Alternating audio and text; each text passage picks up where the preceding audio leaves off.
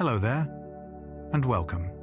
As you settle into whatever is holding you tonight, perhaps a favorite pillow or a familiar mattress, you might notice small details of your surroundings.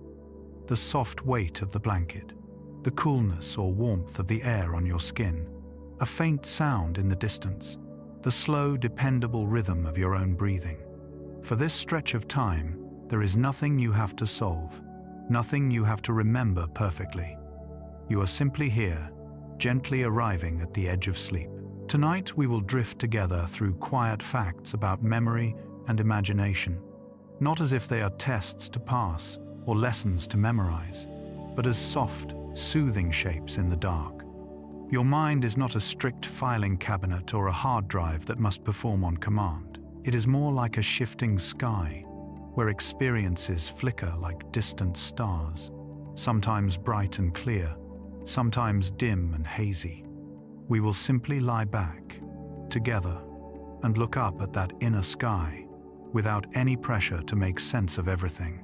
If thoughts from the day are still circling, that is completely natural. The brain does not suddenly flip from awake to asleep. It eases its way there, like a sun taking its time to set. You might find yourself replaying a conversation, reviewing a small mistake, or revisiting an especially tender moment. You might feel your mind trying to rehearse tomorrow before it has even arrived. There is no need to push these thoughts away.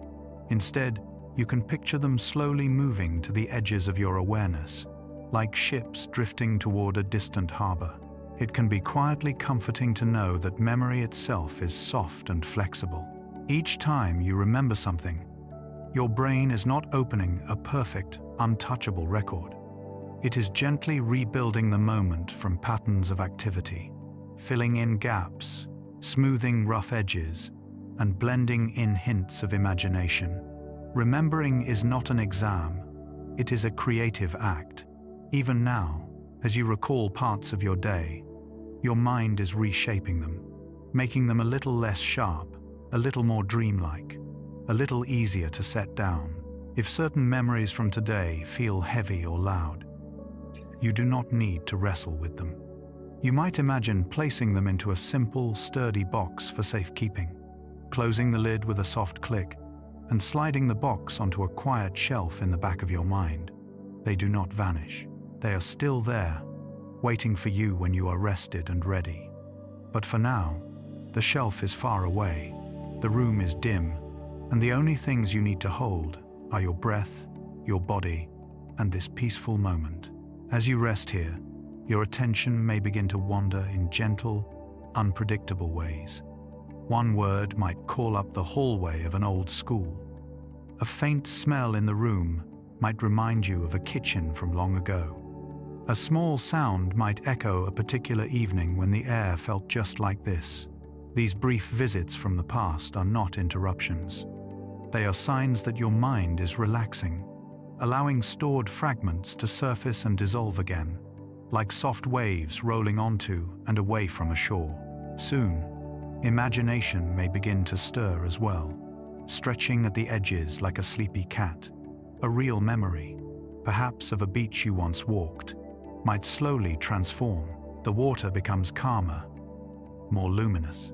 The sand feels warmer and smoother beneath your bare feet than it ever did in waking life. The horizon seems impossibly wide, the sky impossibly gentle. This mingling of what happened and what never quite did is one of the mind's most peaceful habits, and it nudges you closer to the edge of dreaming. Your body, too, carries its own quiet memories. The simple way your hands find a comfortable resting place without much thought. The gradual release of your shoulders, dropping slightly deeper into the mattress as if remembering how to let go. The way your jaw loosens when you realize it has been held all day. These are patterns your nervous system has learned over many nights of sleep. You do not need to instruct each muscle. You only need to allow these old, familiar memories of relaxation to return. You may not remember much of what you hear tonight, and that is perfectly all right. These words are not meant to be stored perfectly in some mental archive. They are more like a soft background hum, a quiet, steady presence that your mind can drift in and out of.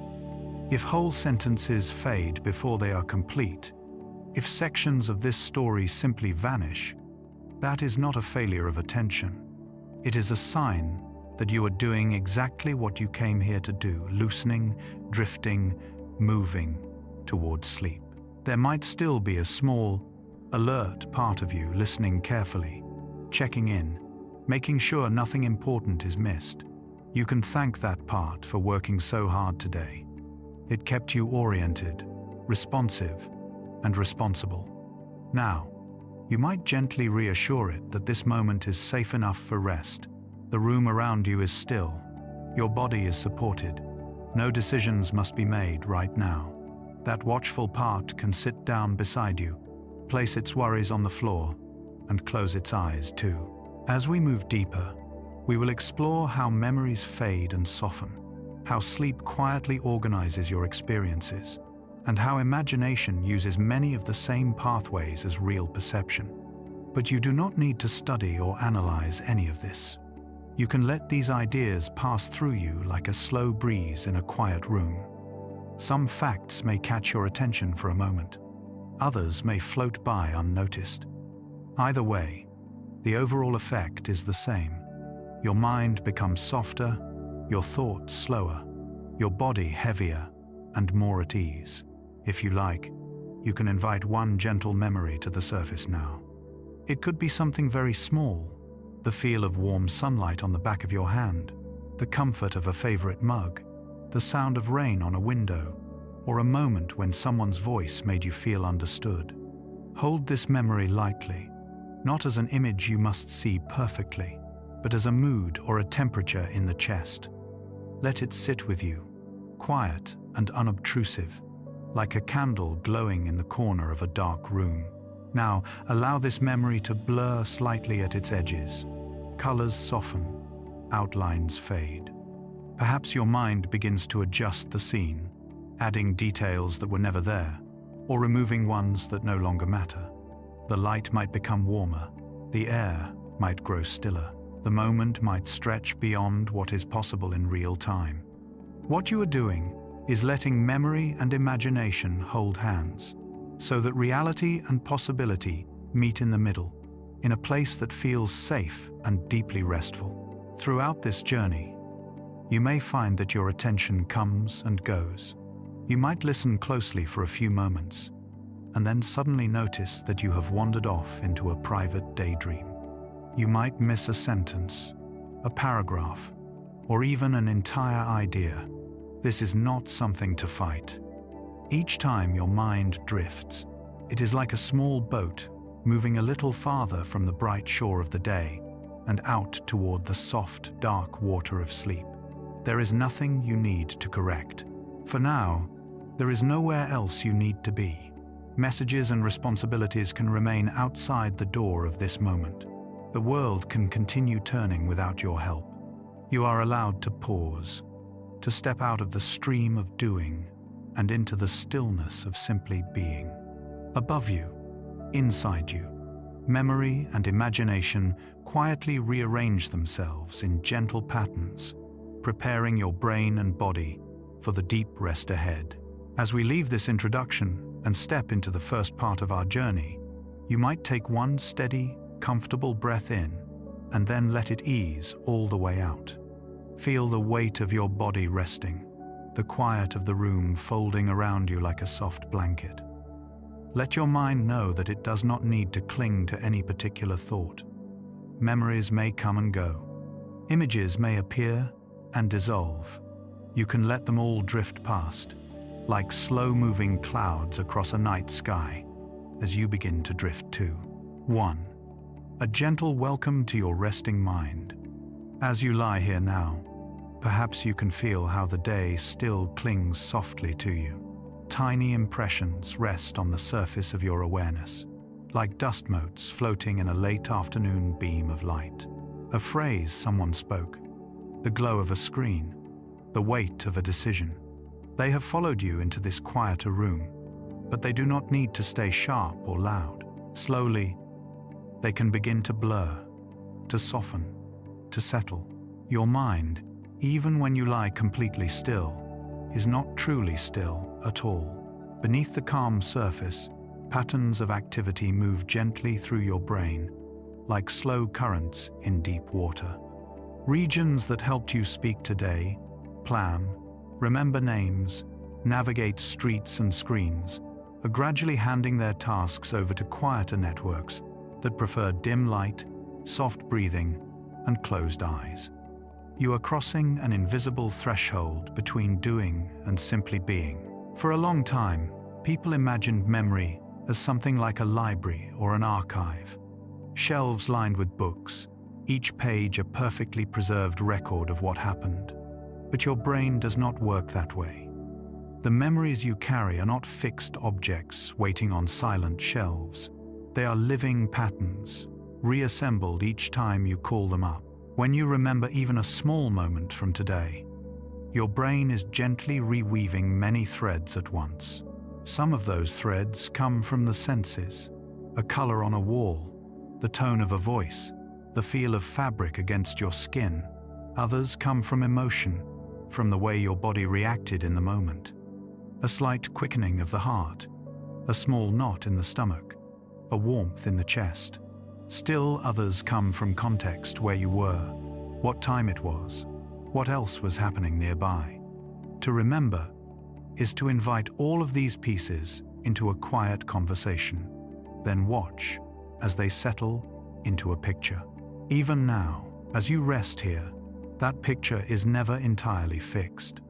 Each time you revisit a memory, it shifts by a small amount.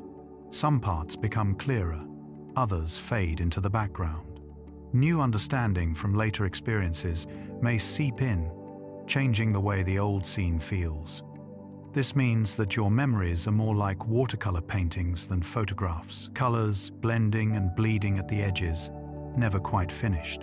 For falling asleep, this is a kind and gentle thing. If there is something about today that feels unresolved, you do not need to force your mind to sort it out right now. Instead, you might picture the memory becoming slightly less solid, like a sculpture made of sand.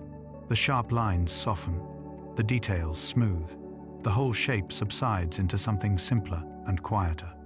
The important pieces will still be there tomorrow, ready for your waking mind. But for now, the sand can rest in a calm little pile, undisturbed. Notice too that your mind does not only replay the past, it also imagines, anticipates, and simulates possibilities. You might find yourself thinking about what you will say tomorrow, or picturing a place you have never been. In the brain, remembering and imagining are close neighbors. Many of the same regions light up when you recall something real and when you vividly picture something that has not happened. The line between memory and imagination is thin and hazy, especially as you grow sleepy. This hazy line is not a flaw. It is part of what allows your mind to comfort you at night. If you choose, you can take a real memory and stretch it gently into something even more peaceful. Perhaps you once sat near a window with warm sunlight on your face. You can let that moment return now, letting your brain rebuild it. The feeling of warmth, the quality of the light, the texture of the surface beneath you. Then, slowly, imagination can soften and idealize it, making it even calmer. In this enhanced, dreamlike version, the light never moves away. The air is perfectly comfortable. The world outside the window is quiet and safe. You are not waiting for anything, not required to respond to anyone. Your mind, drawing on both memory and imagination, can create a space that feels almost more soothing than reality. And as you linger there, your real body responds. Muscles unclench, breathing deepens, heart rate slows, as if that imagined window were truly there. Throughout this gentle process, your resting mind is doing something else important. It is beginning to go offline from the constant stream of information that daytime demands. During the day, your attention must jump from task to task, sound to sound, message to message. At night, especially in these quiet moments before sleep, the brain is allowed to return to its own internal rhythm. Thoughts become less linear, less tightly organized. Associations loosen. You may notice your inner monologue growing softer and less structured. If your mind wanders away from these words, perhaps toward a fragment of an old song or the face of someone you knew long ago, you do not need to pull it back. These small wanderings are evidence that your resting mind is doing exactly what it is meant to do, releasing its grip on the present moment and allowing older patterns to drift through. Each time a memory or image rises, lingers briefly, and fades, your brain practices the art of letting go. You might imagine your thoughts tonight as leaves floating on a slow, dark river. Each leaf carries a small cargo, a scene from today, a worry about tomorrow, a moment from years ago, a brief, imaginative scene. You do not need to stop the river or organize the leaves. You only watch as they approach, pass by, and recede into the distance. Some may catch your attention for a little longer. Others may pass without you even noticing. The river flows on, quiet and steady. Underneath this gentle flow, your body's internal systems are also preparing for rest. Hormones that support alertness begin to decline. Others that help with repair and recovery begin to rise. Your temperature slowly drops, signaling that night has truly arrived inside you as well as outside. Patterns of electrical activity in the brain start to shift toward the slower, more synchronized rhythms associated with sleep.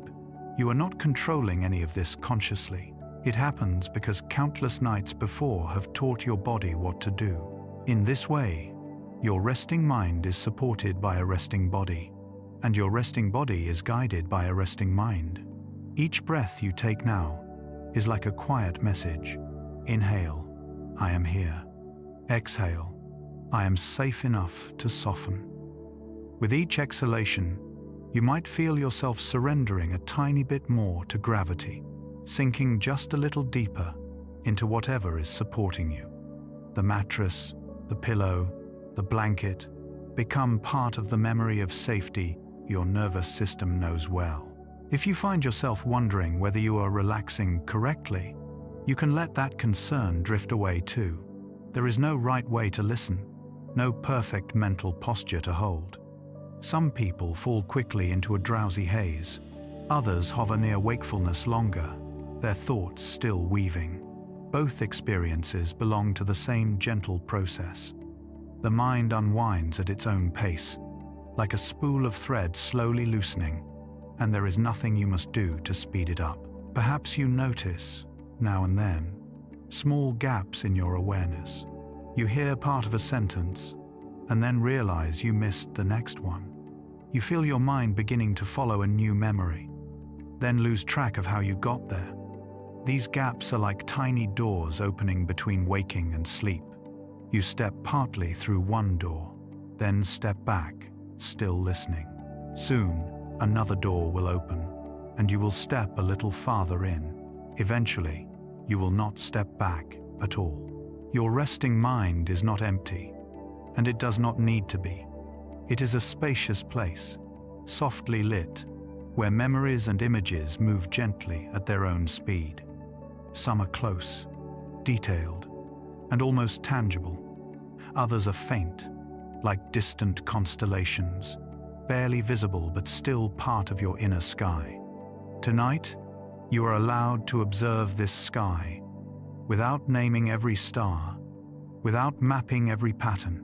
You can simply lie back beneath it, letting the vastness above lull you. As this first part comes to a close, you may wish to take one more slow breath, in and out, feeling the way your thoughts have already begun to stretch and soften. You do not need to hold on to any particular idea from these moments. The resting mind will keep what it needs and gently release the rest. All you have to do is remain here, in this quiet space, while memory and imagination continue their soft, silent dance, carrying you gradually, peacefully, toward sleep. 2. Memory is not a perfect recording. As you continue to rest here, letting your body grow a little heavier with each passing breath. It might be soothing to know that your mind is not required to remember anything perfectly. In fact, it cannot. Memory is not a faultless camera or a precise recording device quietly capturing every moment of your life. It is something much softer, much kinder, and far more human. It is a living process that changes each time you visit it. Like a path through grass that is reshaped with every step. You might picture the moments of your day as scenes in a film. You woke up, you moved through your routines, you spoke to people, you saw places, screens, words, gestures. It can feel as though all of this must be stored somewhere inside you, frame by frame, waiting to be retrieved exactly as it happened. Yet your brain does something different. It keeps only certain pieces, and it weaves them together again later when needed, like a storyteller reconstructing a tale from scattered notes. In this way, remembering is not like pressing play on a recording. It is more like repainting a picture from memory. Each time you recall an event, your brain reactivates patterns of activity that once occurred together, drawing them back into a rough shape. But as it does, it also fills in gaps with reasonable guesses, feelings, and fragments drawn from other experiences. The picture becomes convincing, but it is not identical to the original.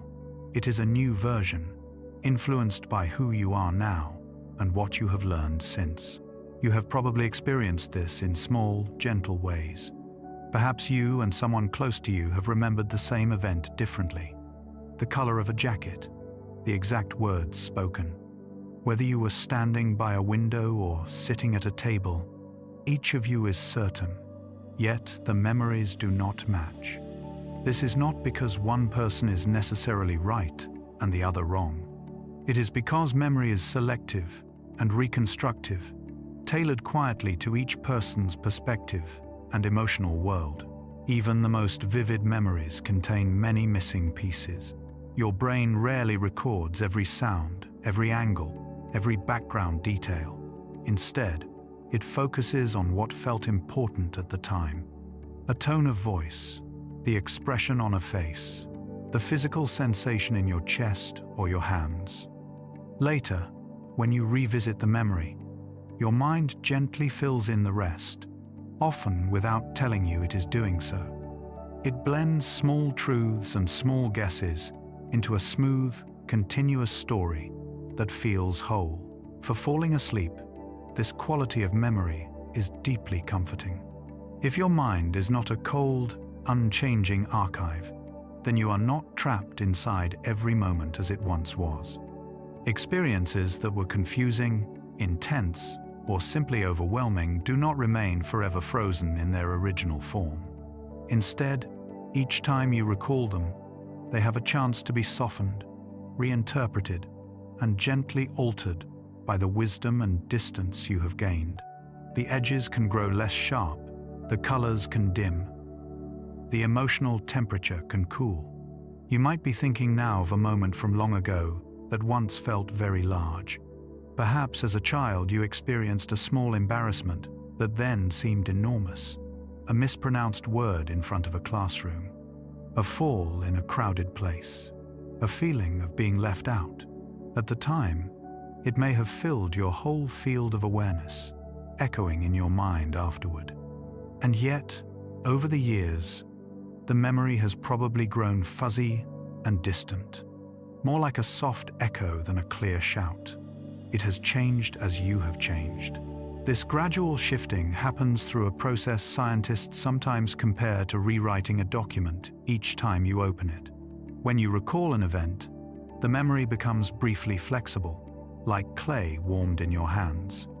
Your current mood, beliefs, and perspective can leave faint fingerprints on it.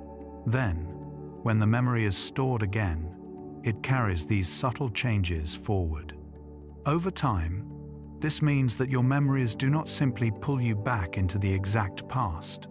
They also carry traces of who you are in the present. This may sound fragile, but it is one of the ways the brain protects you.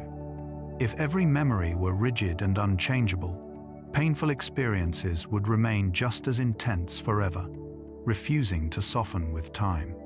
Instead, your mind allows context and understanding to seep in.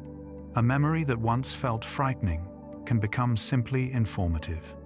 A moment that once felt heavy can become lighter, colored by the knowledge that you survived, that you learned, that you are here now, breathing calmly in the quiet of this room. You may have noticed that certain details in your memories are strangely clear, while others vanish almost completely. You might recall the pattern on a curtain from your childhood home, but not the exact layout of the room. You might remember the taste of a particular meal, but not what the weather was like that day. These quirks are not errors. They show where your attention and emotion once met. Whatever mattered most to you at the time was more likely to be saved, while less important details quietly faded away. Even your sense of time in memory is gently altered. Whole years can seem to compress into a few glowing scenes. An entire season might be represented by the feeling of a particular park bench or the sound of a certain song. When you look back, you do not see a continuous line. You see small islands in a wide sea. Some are bright and detailed, others are faint and distant. The water between them is made of everything your mind decided it did not need to keep. As you lie here, your brain continues this careful work. Events from today are already being sorted. Some will be quietly discarded, like footprints washed away by the tide. Others will be stored in a more lasting way, woven into the web of what you know and who you feel yourself to be. This is not a process you must supervise. It happens while you rest, while your breathing slows, while your eyelids grow heavier. Sleep will deepen and stabilize some memories, while letting others dissolve. If thoughts arise now about things you wish you remembered more clearly, you can let those thoughts soften too. It is all right not to recall every word of a conversation, every detail of a face, every step of a journey. The brain is selective because it must be. Keeping everything would be overwhelming, like trying to carry every object from every day of your life in a single bag. Instead, it keeps what seems most meaningful and lets the rest return to the quiet, formless background. In the same way, if you worry about forgetting small tasks or bits of information, you might gently remind yourself that tools exist outside your memory to help you. Notes, reminders, messages, shared calendars. Your biological memory does not have to hold everything alone. It can focus more on stories, feelings, patterns, and impressions, while other supports catch the small details. Tonight, even those practical concerns can rest on the bedside table, written down, waiting for you in the morning. You might now invite a gentle exercise. Call to mind a simple memory from earlier today, something very ordinary, perhaps a moment of washing your hands, or standing in a doorway, or glancing out of a window. Do not strain. Let the memory arrive in whatever form it chooses. Notice what details appear first. Perhaps the temperature of the water, the color of the light, the faint sound of traffic or birds. Then notice what is missing, what your mind leaves out. The gaps are as natural as the details. Now imagine that this small memory is drawn on a thin sheet of paper. With each slow breath out, picture the lines becoming lighter, a little smudged, a little blurred. The scene does not vanish entirely, but it becomes softer, as if seen through mist. This is the way your mind often treats experiences that do not need to stay sharp. It lets them become gentle silhouettes rather than fixed, harsh images. They can remain part of your story without demanding constant attention. As you grow sleepier, you may find that even memories from earlier in this video or from earlier in the evening feel less precise. Sentences blur at the edges. Ideas melt into one another. You do not need to hold them in place. Memory itself can relax, loosening its grip on clarity. In the morning, what remains will be what mattered most, and that will be enough. For now, The imperfect, ever-changing nature of your memory is an ally, quietly guiding you away from sharp focus and into a softer state of mind. Each breath you take now supports this gentle truth. You were never meant to be a perfect recorder of your life. You were meant to be a participant in it, feeling your way through, learning, adapting, letting certain things go. As you close your eyes or let your gaze grow unfocused, you can trust that your memories will continue to shift and settle on their own, like snowflakes coming to rest. Nothing needs to be exact. Nothing needs to be complete. You can allow the past to become a quiet, softened landscape behind you while you drift steadily, peacefully toward sleep. 3. Forgetting as a form of healing. As you rest here, feeling the slow tide of your breathing rise and fall, it may be comforting to know that your mind is not only a keeper of memories, but also a gentle releaser of them. Forgetting is not a failure, not a sign that something inside you is broken. It is one of the ways your brain protects you, lightens your load, and makes space for new experiences to settle in. In many quiet ways, forgetting is a form of healing. All throughout the day, your senses collect far more information than you could ever consciously hold.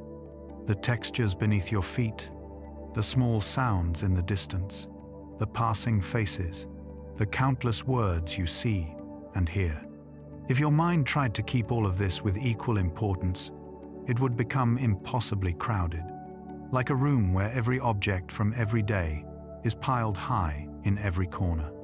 There would be no room left to move or breathe, so the brain, wisely, lets most of it fade. You can think of forgetting as a kind of soft housekeeping. While you go about your life, your brain quietly decides which details to keep and which can safely be returned to the background. Much of this happens without your awareness. You might remember a meaningful conversation but forget the pattern on the wallpaper behind the person speaking. You might remember how you felt walking home, but not every car that passed you. The mind gently sifts, keeping what seems important, letting the rest dissolve. Even the connections between brain cells, the synapses, change with time. Some pathways are strengthened by repetition, like a trail that grows smoother and clearer with every step. Others, rarely used, begin to fade, like a path being reclaimed by grass and leaves. This process, sometimes called pruning, is not harsh. It is natural, like a tree letting go of extra branches so that its energy can flow more fully into the ones that remain. Forgetting frees resources for what matters most. As you lie here, perhaps there are things you wish you could forget more easily. A small mistake that replays in your mind. A moment of awkwardness. A word you wish you had not said. The mind, especially when quiet, can sometimes circle these memories, returning again and again as if trying to solve them. Yet even these small loops are subject to forgetting over time. With each revisiting, the emotional charge can soften. The sharpness can dull. The mind slowly learns that it does not need to hold them so tightly. Sleep plays an important role in this gentle letting go. As you drift off, your brain begins to replay fragments of your day in a quiet, background way, strengthening some memories and weakening others.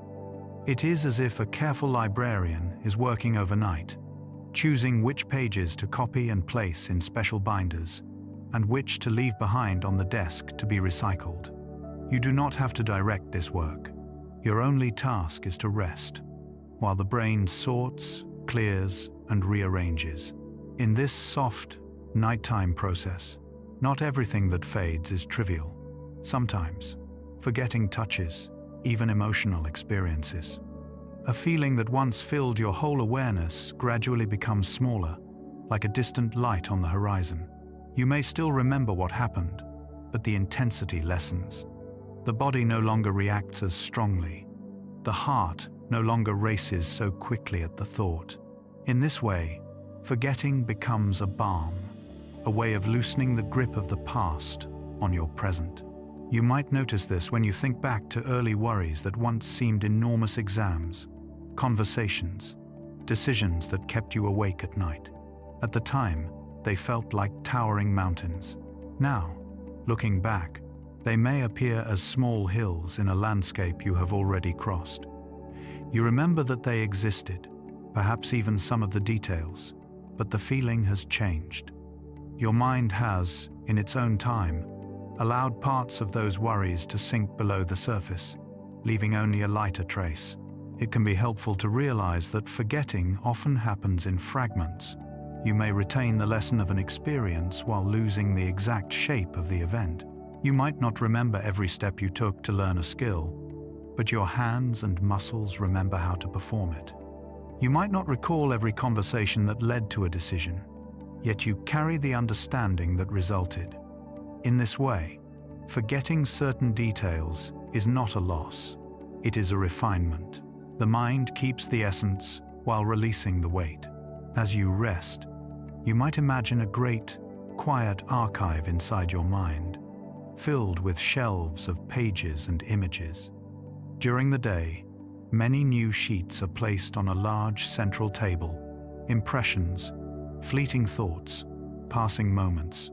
At night, when you lie down and close your eyes, a calm caretaker walks among them. Some pages are gently gathered and filed. Others are read once more and then allowed to drift away, carried off by an invisible breeze. The caretaker works slowly, without hurry, without fear.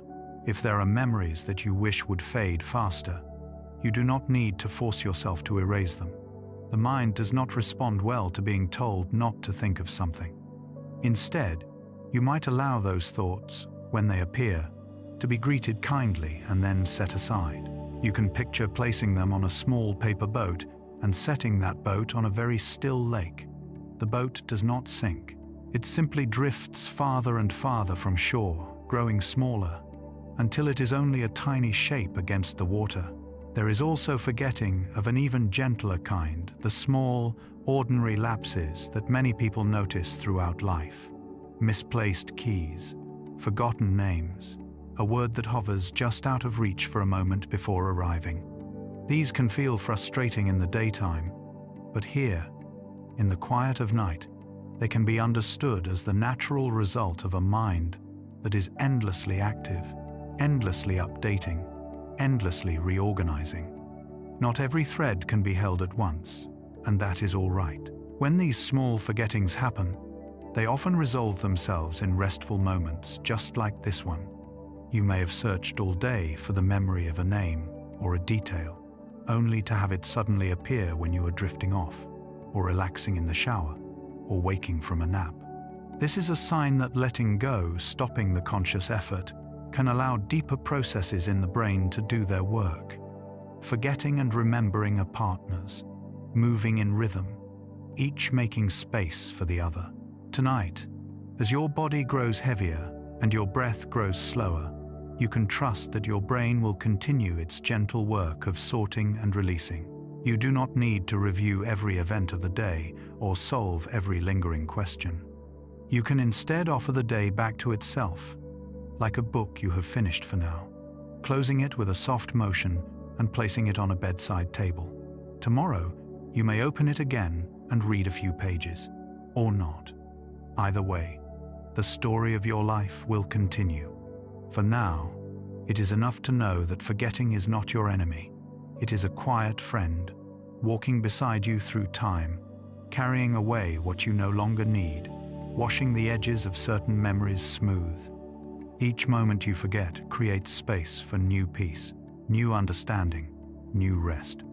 As your eyes grow heavier and your thoughts grow slower, you can allow this friend to do its work, gently, invisibly, while you drift deeper into the soft, healing darkness of sleep.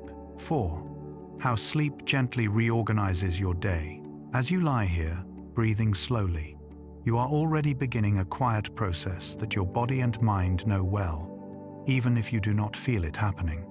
While you rest, your brain is preparing to take the scattered moments of your day, the bright flashes, the dull stretches, the worries, the small joys and gently rearrange them.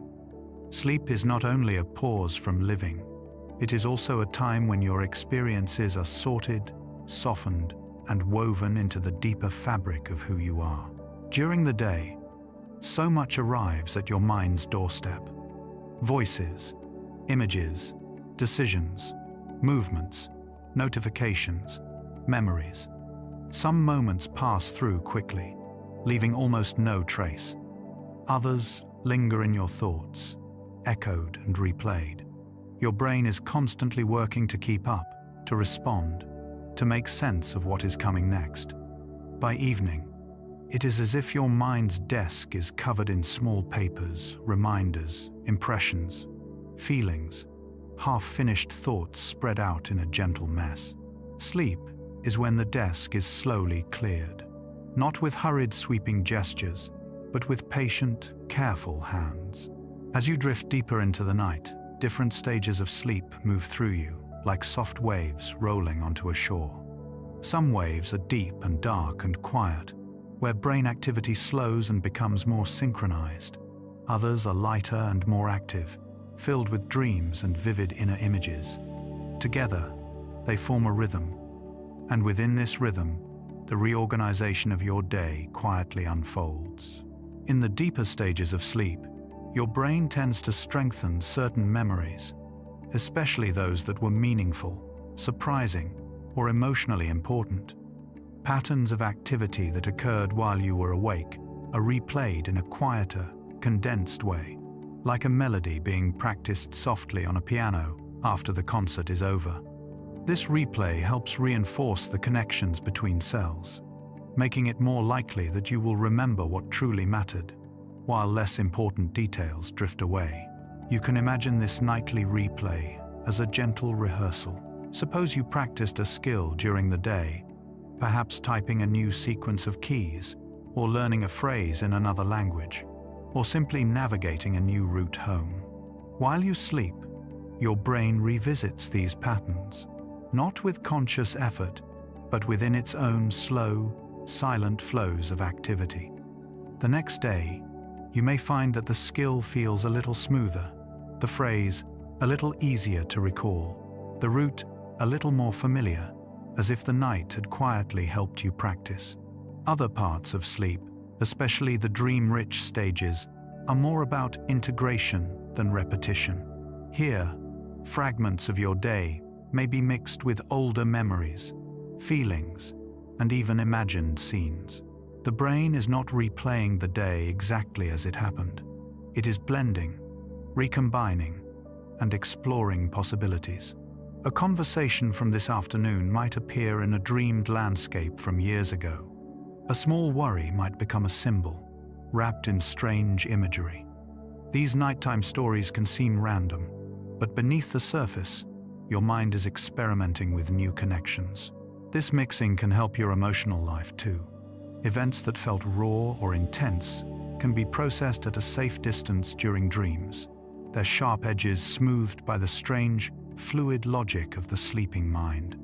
You may not remember the dreams themselves, but you might feel, upon waking, that some feeling has shifted slightly. What felt tangled is a little looser. What felt heavy is a little lighter. Sleep has quietly turned your attention over and over, like a stone in a gentle stream, polishing it in ways you cannot see.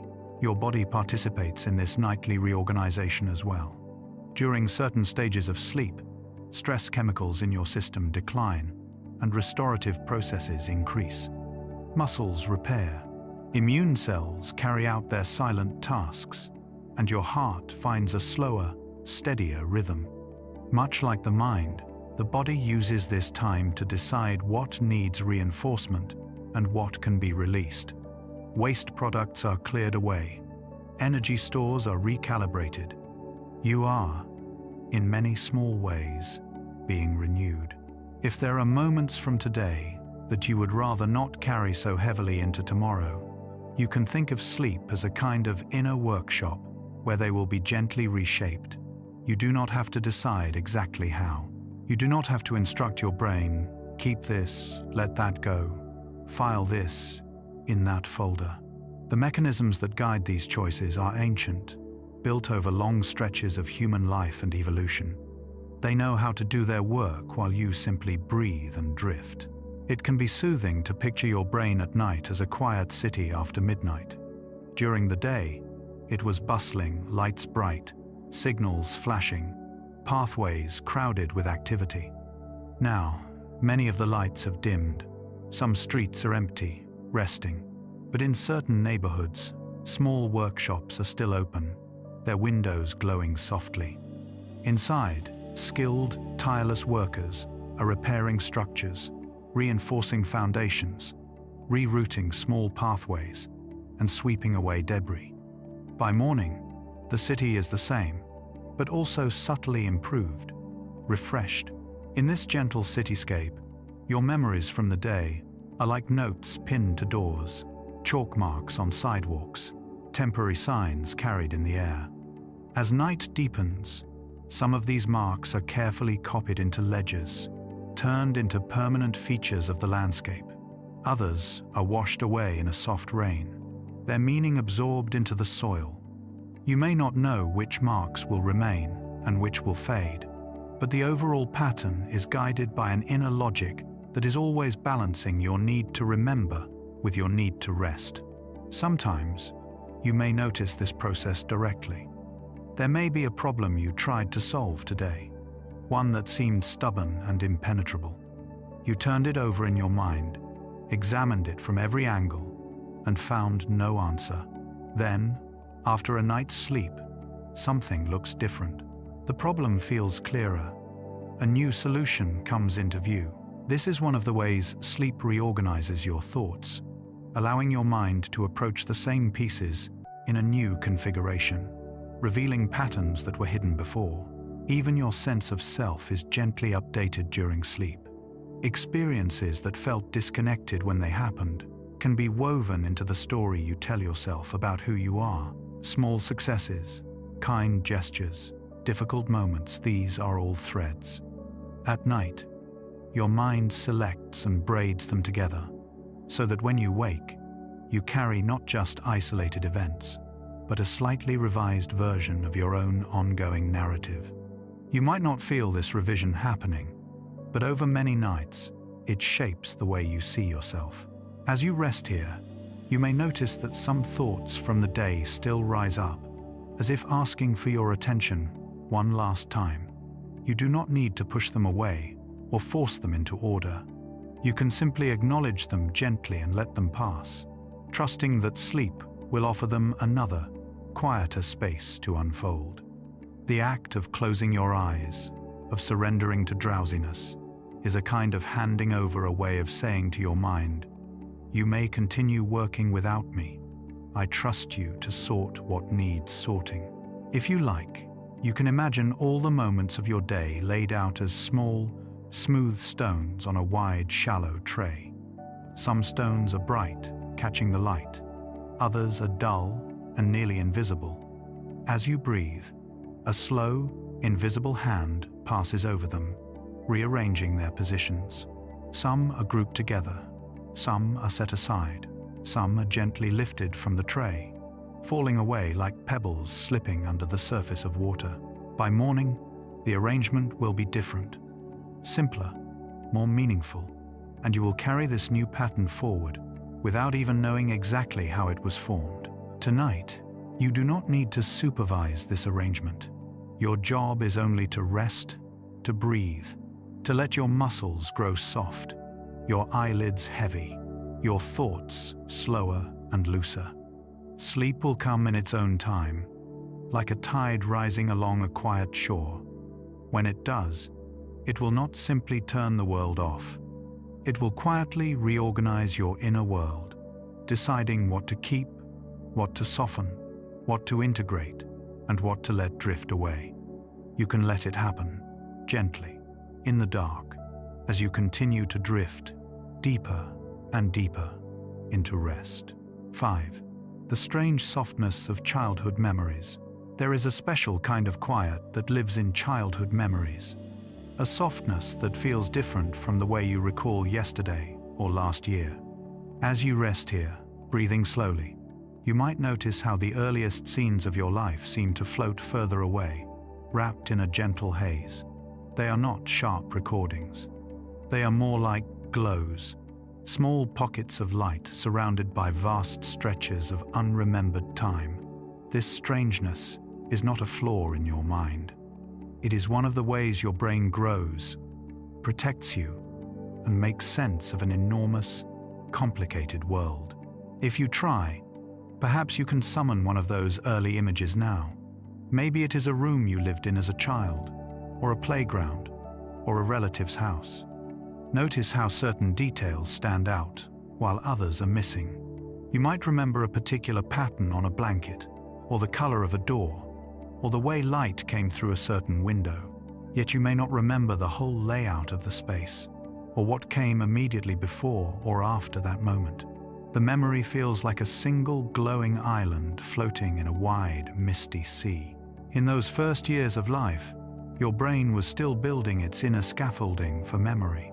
The regions that help you create long-lasting, detailed recollections were not yet fully formed. You experienced so much sounds, touches, tastes, faces, but only certain fragments could be stored in a way that would persist into adulthood. Much of what you lived through then sank gently into the deep ocean of forgetting, leaving behind small traces, faint impressions, and feelings without words. The result is that childhood, remembered, often feels dreamlike. You may notice that many of your earliest memories are more emotional than factual. You might recall the feeling of being held, without remembering exactly by whom, the feeling of being small in a big room, or the quiet comfort of being tucked into bed. Perhaps you remember the sense of hiding behind someone's legs when you were shy, or the warmth of a hand wrapped around your own. The brain, especially in early life, often saves the emotional tone of experiences more clearly than the precise sequence of events. These emotional traces can linger for years, shaping the way you react to similar situations later.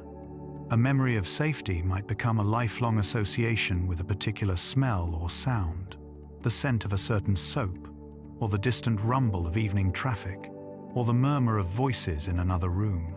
You might not consciously connect these sensations to your childhood, yet they carry a quiet sense of familiarity, as if some small, wordless part of you is saying, "I have been here before. I am safe." The softness of childhood memories is also shaped by the way your mind fills in gaps. With such incomplete fragments to work from, the brain gently invents the missing details, guided by later knowledge and imagination. When you picture your childhood room now, you might be seeing a blend of what was actually there and what your adult mind assumes must have been there. The brain prefers a coherent scene to a blank space, so it quietly smooths over the missing pieces, like clouds filling an empty part of the sky. This blending of memory and imagination can give childhood recollections a special glow. Colors may seem richer than they really were. Seasons may feel more sharply drawn, summers warmer, winters colder, rains heavier, sunlight brighter. The proportions of rooms and objects may feel strange too, because you are remembering them with an adult mind that has grown far beyond the size of the body you had then. Furniture that once towered above you might now look smaller in reality, but in memory it remains vast. You might recall, for example, a staircase that seemed impossibly tall, or a table that felt like a mountain. When you think of them now, the feeling of size remains more than the actual measurements. Your brain has kept the sense of scale as you experienced it, not as a measuring tape would record it. This, too, adds to the softness and strangeness of childhood memory, a reminder that what you remember is not just what happened, but how it felt to the person you were then. Sometimes, childhood memories arrive in little loops that repeat themselves when you are drifting off to sleep. A particular hallway, a certain patch of sky, the sound of a television from another room. These small loops can play like short, silent films, starting and stopping in the same place every time. You might never recall what happened before or after them, They exist almost outside of time, as if your mind took a single moment, set it in a frame, and has been showing you that frame ever since, without the rest of the reel. As you grow drowsier, you may find that these early scenes, when they arise, carry a strange sort of comfort, even if they are not entirely happy. There is something steady about them. They have been with you for so long that they feel like old companions' touchstones that remind you that you have traveled a long distance from there to here. You survived the confusion and vulnerability of being very small in a world of large, unknown things. When you remember those times now, you do so from the vantage point of someone who has kept going. There may also be empty stretches in your memory, long periods of early life where you recall almost nothing at all. This quiet gap is not unusual. Many people have very few clear memories from their first years. The mind at that age is immersed in the immediate experience of living sensations, needs, discoveries, without yet shaping those experiences into the kind of narrative that later becomes recallable.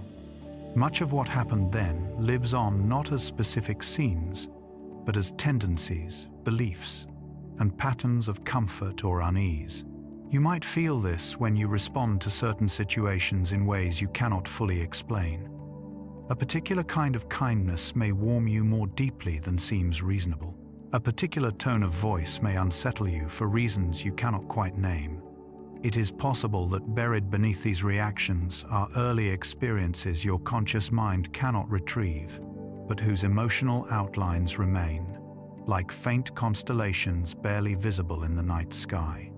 The softness of childhood memory means that very old feelings can guide you gently, without needing to appear in clear pictures. Tonight, as you rest, you can let yourself meet these soft memories with gentleness. There is no need to press them into focus, no need to force yourself to remember more than naturally comes. If a scene appears in a dim hallway, a playground, a small kitchen, you can simply observe it, as if you were watching a calm, slow film. Notice the colors, the shapes, the quality of the light. Notice how you feel in the presence of your younger self, and allow that feeling to be whatever it is, tender, curious, distant, or quietly neutral. If you like, you can imagine yourself standing at a slight distance from one childhood memory, watching it unfold as though through a window. On the other side, a smaller version of you moves about, unaware that you are watching. You do not need to intervene or change anything. You are simply there, a quiet witness. You might feel compassion for that small person so new to the world, so sensitive to every sound and expression, so open to every surprise. In watching them, you might feel a gentle wave of kindness toward yourself as you are now. In this way, the softness of childhood memory can become a place of rest rather than confusion. Instead of trying to piece together a perfect record of the past, you can let the fragments be what they are: partial, hazy, dreamlike. You can accept that some things will never be recalled clearly, and that this is all right. Your mind has carried forward what it needed most, not every detail of every day, but the emotional threads that now run quietly through your life, weaving who you are. As your breathing continues in its slow rhythm, you may notice how nicely this softness of childhood mirrors the state you are moving into now. Just as those early memories are wrapped in haze and glow, your present thoughts are beginning to blur at the edges. The day's sharpness is fading. Your awareness is becoming more fluid, moving gently between images, sensations, and feelings. You are entering a state where reality and imagination blend, much like they did when you were very small, drifting off in a world that felt both mysterious and safe. You do not need to hold on to any particular memory tonight. You do not need to reach back farther than feels comfortable. Instead, you can let your early life sit behind you, like a softly lit landscape at dusk, details indistinct, but the overall shape familiar and accepting. You were once very small. You are larger now. The same mind, that once saw the world from that low height is still here, still learning, still softening. As you drift toward sleep, you can let that continuity hold you, like gentle arms from long ago, as you close your eyes and sink a little deeper into the dark, soothing quiet. 6. The resting brain that never truly rests. As you continue to lie here, perhaps even more still than before, it may seem as though everything inside you is finally quieting down. Your limbs are heavier. Your eyes, if they are open at all, may blur and refocus slowly. The room around you feels simpler, the details less insistent. Yet inside your skull, beneath the calm of your expression and the softness of your breath, something gentle but busy is still unfolding. Your brain, even at rest, never truly stops. There is a part of your mind that becomes especially active when you are no longer focused on the outside world, when you are not answering messages, not reading, not watching, not solving a task. This quieter network comes forward. Scientists sometimes call it the default mode, like the background setting of your mind. It is the state your brain returns to when there is nothing in particular it must do. No specific button being pressed by the world outside. You have felt this state many times. It appears in small pockets of your day, when you are staring out of a window without really seeing the street below, or when you are in the shower and your thoughts drift in slow, unpredictable curves. It arises when you are on a familiar route, walking or riding, and your body moves almost automatically, while your mind wanders through memories, daydreams, and quiet worries. It is also here now, in the half-lit space between waking and sleep. In this resting mode, your brain turns gently inward. It begins to weave together pieces of your past with ideas about your future. Fragments of conversations, plans, hopes, and old scenes stir softly like leaves in a breeze. You might find yourself thinking about what you did years ago, then suddenly imagining what you might do months from now, then drifting into a story where both times blur. The default mode is like a quiet storyteller, always revising the script of your life, even when you think you are doing nothing at all. As you lie here, breathing slowly, you may notice how your thoughts feel less like straight lines and more like loops and spirals. One memory leads to another, then to a fantasy, then to a question, then back to something familiar. There is no rush, no clear destination, only a soft wandering.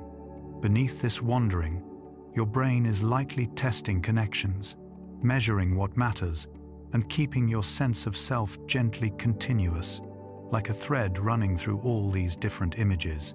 You can imagine this resting brain as a wide, dimly lit room filled with shelves and small tables. On each table lie pieces of your experiences, a facial expression from earlier today, a decision made last week, a dream from a few nights ago. In the resting state, it is as though a quiet caretaker moves from table to table, comparing, arranging, and rearranging these pieces, not hastily, not frantically, but with unhurried curiosity. How does this feeling relate to that one? How does this hope connect to that memory? Even when you feel like you are doing nothing, these gentle comparisons continue.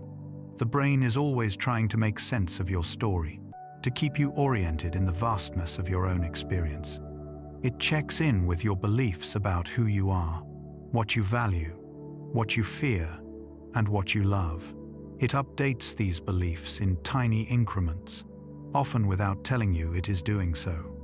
You might fall asleep feeling slightly different from how you woke, simply because your inner storyteller has spent another day at work.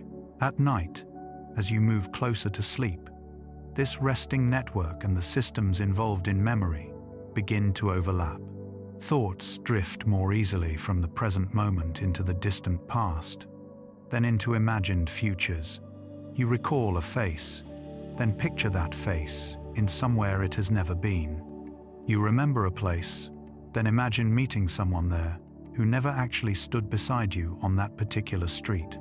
The brain, in its resting mode, blends these times and places into something smoother. Notice how, in this state, the boundaries between thoughts grow porous. One idea becomes another, without you quite noticing the transition. You may start by thinking about tomorrow's tasks, then suddenly find yourself replaying a childhood scene. A moment later, you are imagining something entirely unreal, a quiet house on a cliff you have never visited, or a city whose streets you have never walked. The resting brain is not idle. It is exploring, connecting, and gently inventing. This constant, quiet activity is not a burden.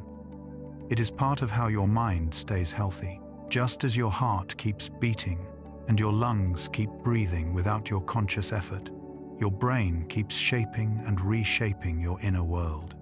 It checks the maps you hold of yourself and others, smoothing out contradictions where it can, flagging unresolved tensions where it must.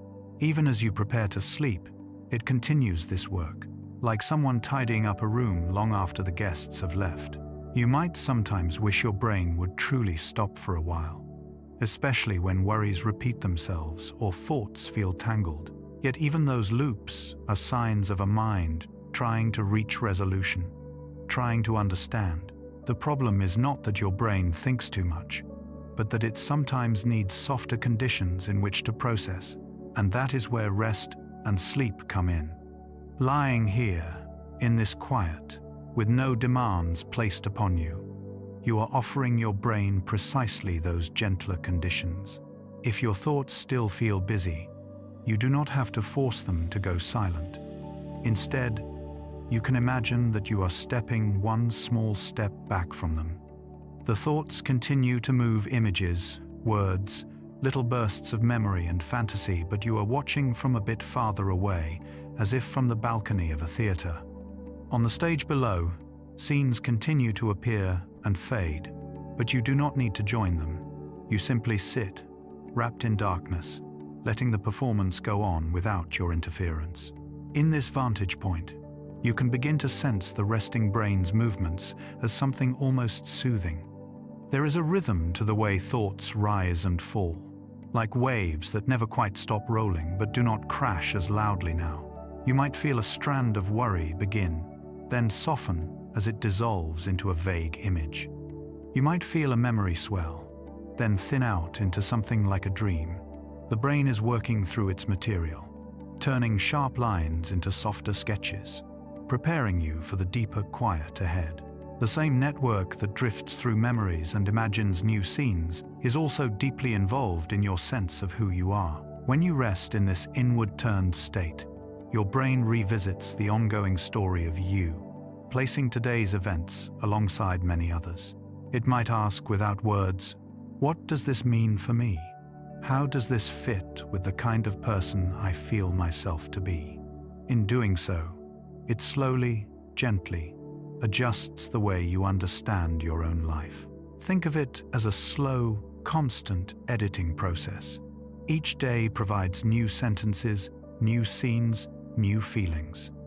At rest, the brain reads through these additions, deciding where they fit in the older chapters, perhaps rearranging a few paragraphs here and there. You may not notice the edits one by one, but over months and years, they shape the tone of your entire story. The resting state is, in this way, where much of your quiet self-discovery occurs. As you hover closer to sleep now, your brain's outer focus continues to dim. The room around you fades. The edges of your awareness blur. Yet inside, small flows of activity still travel their paths, like lanterns moving along narrow corridors. They will keep moving, in different patterns, even as you cross the threshold into sleep. The resting brain does not switch off. It simply shifts into new rhythms, guided by ancient cycles of night and day, light and dark, wakefulness and dreaming. You do not need to monitor these rhythms. You do not need to think about nodes or networks, chemicals or signals. It is enough to know that, even as your body grows heavier and your thoughts grow looser. There is a kind, continuous intelligence within you, tending to your inner world. It remembers, imagines, adjusts, and soothes, whether you are busy or still, awake or asleep. It has done so for every night of your life so far, and it will continue to do so tonight. So, as you breathe in and out, you might silently thank this resting brain that never truly rests, not with urgency, but with a soft acknowledgement. It has carried you through countless days, navigated unfamiliar roads, learned from experience, and kept your story gently stitched together. Now, it is ready to guide you into deeper rest, to shift from quiet wandering into the slow, restorative rhythms of sleep. You can let it lead the way, trusting its ongoing work, as you sink a little further into the dark, peaceful space that waits just beyond waking. 7. Hypnagogia, the imaginary threshold before sleep. There is a doorway you pass through almost every night, whether you notice it or not. It is a brief, flickering threshold between waking and sleep, a place where the mind loosens its grip on the day, but has not yet fallen fully into dreams. As you rest here now, eyes perhaps growing heavier, you may already be nearing that doorway. This in-between state has a quiet, almost magical name: hypnagogia. It is the soft, shifting borderland where thoughts become images and reality begins to blur. You might have felt it before without knowing what to call it. Maybe you were lying in bed, thinking about something ordinary, when suddenly a picture appeared behind your closed eyes, a face you didn't choose, a room you don't recognize, a landscape that arrives fully formed and then dissolves. Or perhaps you heard a voice say a word, or a fragment of music, clear as if someone stood beside you, even though the room was empty. These fleeting sights and sounds do not mean you are losing touch with reality. They are part of the mind's natural way of letting go. As you move toward hypnagogia, your thoughts start to drift away from their usual straight lines.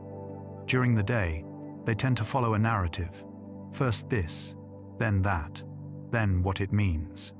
But in this threshold state, thoughts become more like clouds, changing shape without warning. You might begin by replaying a conversation from earlier, and then, almost without noticing the transition, you are simply seeing patterns of color and light. Words lose their edges. Sentences become fragments.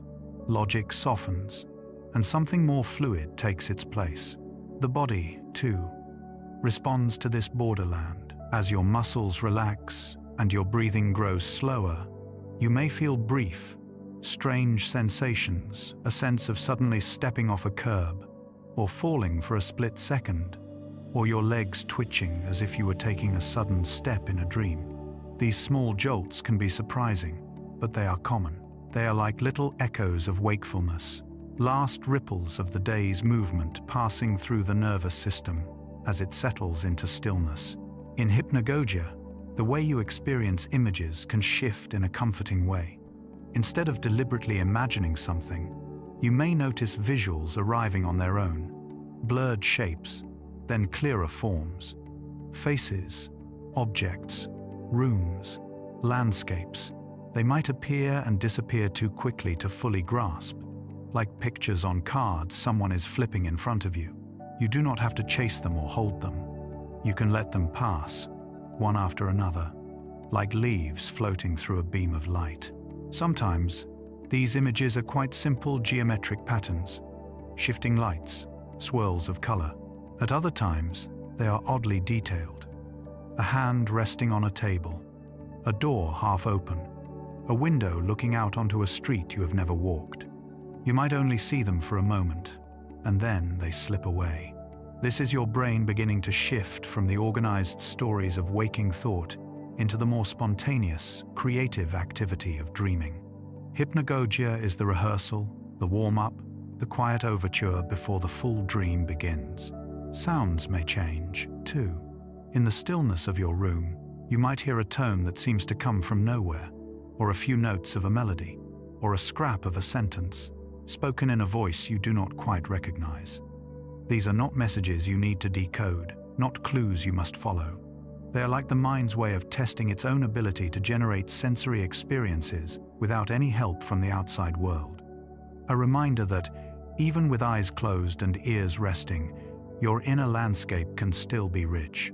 In this threshold state, the sense of time also becomes unusual. Minutes may stretch and fold in ways that are hard to track. You might feel as if you have been drifting in and out for a long while, only to find that only a few minutes have passed.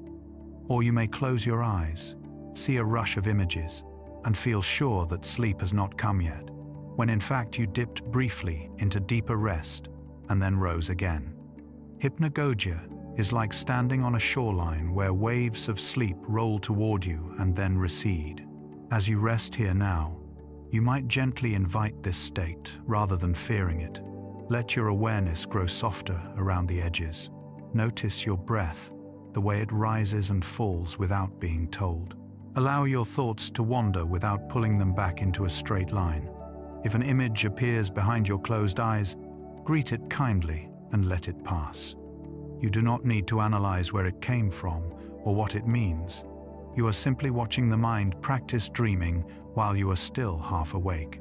There is a quiet comfort in realizing that this threshold is not something to get through as quickly as possible, but a part of the journey into sleep. Just as twilight eases the sky from day to night, hypnagogia eases your inner world from thinking to dreaming. It spares you the abruptness of a sudden switch, offering instead a gradual blending, a gentle fade. You might move through it many times in a night, especially if you wake briefly and then settle back down. Each time, the doorway is there, waiting. If you once felt startled by some of the sensations in this state, falling, twitching, hearing your name called, you can now understand them as harmless. Your muscles, switching off their daytime readiness, may send brief signals as they relax. Your auditory and visual systems, freed for a moment from external tasks, experiment with spontaneous activity. Your sense of self grows lighter, as if the boundaries of your body and mind are becoming gently blurred in preparation for the openness of dreams. You can even use this threshold as a place of gentle creativity. Some people find that ideas drift in more freely here. A phrase, an image, a solution to a problem that felt stuck before. If such a thought arrives, you can simply notice it, like seeing a small boat on a dark lake. You don't need to climb into the boat and row back to full wakefulness to capture it. You can let it float near the shore of your awareness, trusting that whatever is truly important may return to you in the light of morning. For now, there is no need to do hypnagogia correctly. You are not required to hold on to any particular vision or sound. You are not required to stay aware of it at all. In fact, the softer your attention becomes, the more easily this threshold can carry you onward. You might notice the first few images or sensations, and then nothing more, as you slide gently into deeper stages of sleep. The doorway does not need you to watch it closely. It opens and closes all the same, as your body grows heavier against the bed, and your thoughts become slower and stranger. You can imagine that you are already standing just inside this threshold. Behind you is the clear, bright room of waking life, with its details and demands. Ahead of you lies a vast, dim landscape of dreams, unmapped, shifting, gentle. Hypnagogia is the small, flickering hallway between them, lit by flashes of image and sound, a place where you can pause for a moment, neither fully here nor there. In this hallway, you are safe. The world outside has grown quiet enough to let you slip away for a while. Your brain is guiding you inward with steady, careful steps, loosening the grip of the day, softening the lines between real and imagined. All you need to do is allow it. Let the images come and go. Let the sounds rise and fall. Let your body twitch if it must, then settle again. Each small flicker is a sign that you are crossing the threshold, leaving wakefulness gently behind. Soon, the images will arrange themselves into longer scenes. Characters may appear. Locations may stabilize. The brief flashes of hypnagogia will deepen into full dreams, and the part of you that is listening now will grow quiet, then silent. The doorway will be behind you, invisible, already forgotten. But for these last moments at the edge, you can rest in the knowledge that this strange, delicate state is a natural part of falling asleep, an imaginary threshold that welcomes you, night after night, into the soft, restorative darkness of sleep. 8. Imagining and seeing use the same inner circuits. As you lie here, perhaps with your eyes closed or half closed, the world around you has already grown simpler. The details of the room are fading, tucked gently behind your eyelids. Yet even without the light and shapes of the outside world, you can still see things inside your mind.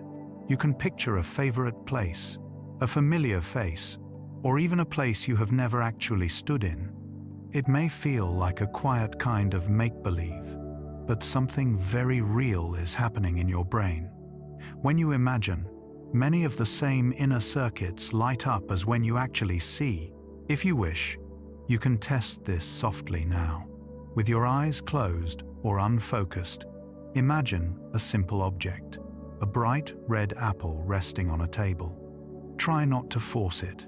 Just invite the image the way you might invite a cat to climb into your lap. You might not see it sharply. Perhaps you sense only the color, or the idea of its roundness, or the subtle suggestion of shine on its skin. However faint or strong it appears, your brain is quietly engaging regions deep in the back of your head, the visual areas that usually respond to real light from the world.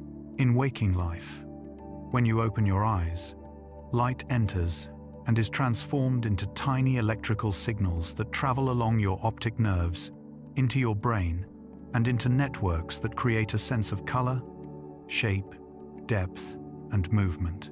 This is how you see the outside world, through a constant stream of signals arriving from beyond your body. But when you close your eyes and imagine, there is no light, no stream of fresh information. Instead, the signals are generated from within. Your brain, in a sense, is painting on its own canvas, using stored patterns rather than new ones. The remarkable thing is that some of the same areas in your visual cortex respond in both cases. When you picture the apple, neurons that respond to round shapes, to edges, to the color red, may fire in a softer, more muted way. Seeing and imagining are not twins, but they are siblings. Where perception is a loud, bright song carried by the outside world, imagination is a quieter humming of the same melody, sung softly behind closed doors. You can feel this kinship in other senses too. Think of the sound of gentle rain against a window. If you have heard it many times, you might be able to call it up now, in this quiet moment. At first, there may be only a memory of the idea rain on glass, but if you linger for a few breaths, you might begin to sense the pattern of the sound, a soft patter, a faint hiss, the occasional heavier drop. Once again, parts of your brain that respond to real sound may be touched by this inner echo. Hearing and imagining sound share overlapping pathways, the same narrow corridors with different travelers. This is one reason that imagination can feel so real when you are drifting toward sleep. The same inner circuits that respond to the world during the day are still available at night, even when the external stimuli fade. As your mind grows looser, it can begin to send its own signals through those circuits, creating inner visuals and sounds that feel almost as vivid as reality. You may find yourself walking through a remembered street in the dark of your mind, the pavement and buildings as clear as if you were truly there, even though you have not moved at all. This shared circuitry also explains why certain calming images can be so soothing. When you picture a quiet beach, a forest path, or a warm, dimly lit room, you are not just playing pretend. You are gently guiding your brain's perception systems to behave as though you are in a peaceful place. Your body often responds to this imagined safety.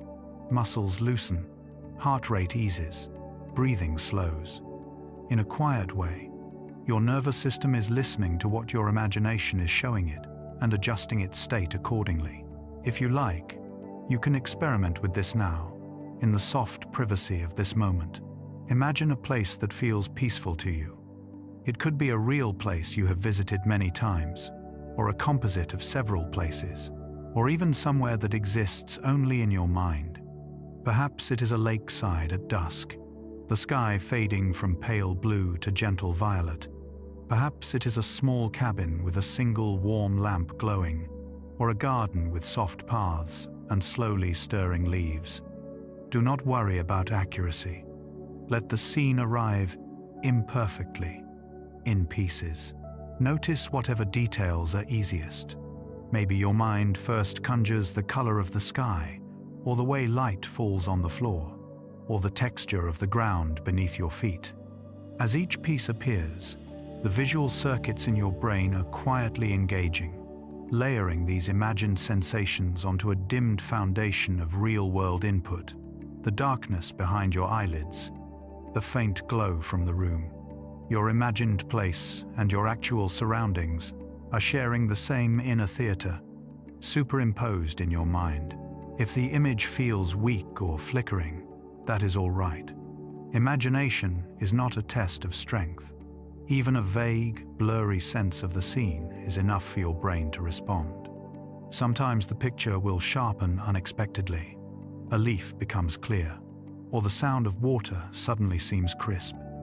Then, just as quickly, it may soften again, slipping into abstraction. This ebb and flow reflects the way your brain's inner circuits fluctuate as you move closer to sleep. Turning down the volume on precise control and letting spontaneous patterns appear. You may notice, too, that imagining a movement can produce faint echoes in your body. Picture yourself walking slowly along that imagined path, feeling your weight shift from one foot to the other. Your legs in the real world do not move, yet you might sense a ghost-like hint of motion, as if your body is quietly rehearsing the idea. The brain regions that plan and feel movement are being tickled by your visualization, even though your muscles remain in their resting state. It is another example of shared circuitry. The same pathways that guide you through the physical world can also guide you through your inner one. This overlap between seeing and imagining is not meant to confuse you, but to help you. It allows you to mentally rehearse actions before you take them, to rehearse conversations before you have them, to anticipate possibilities without needing them to unfold in reality. It also allows you, in gentle moments like this, to visit places of calm, even if your physical surroundings are ordinary. A simple room, a familiar bed, a quiet night can become a launching point for journeys into forests, oceans, mountains, and starlit plains. As you drift more deeply into the night, the balance between outward and inward shifts even further.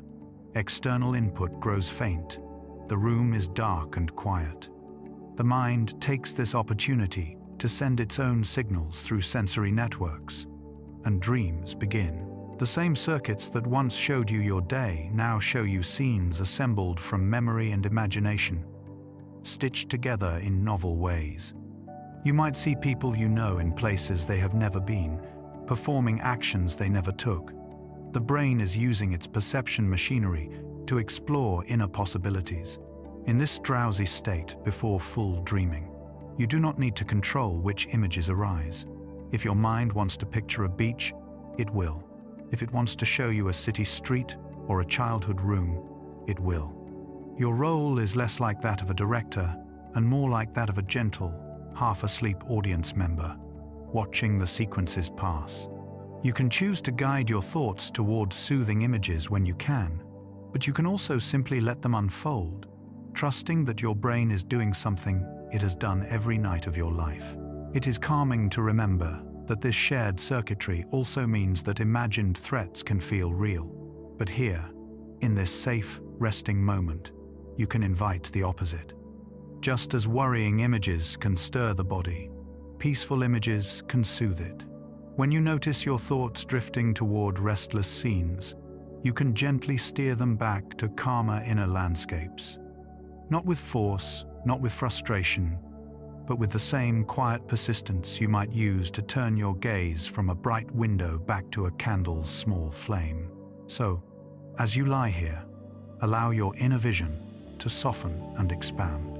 Picture a place that feels kind to your nervous system, a field under a wide sky, a room where the air is warm and still, a shoreline where waves arrive in slow, steady rhythms. Know that in imagining this, you are not pretending in a trivial way.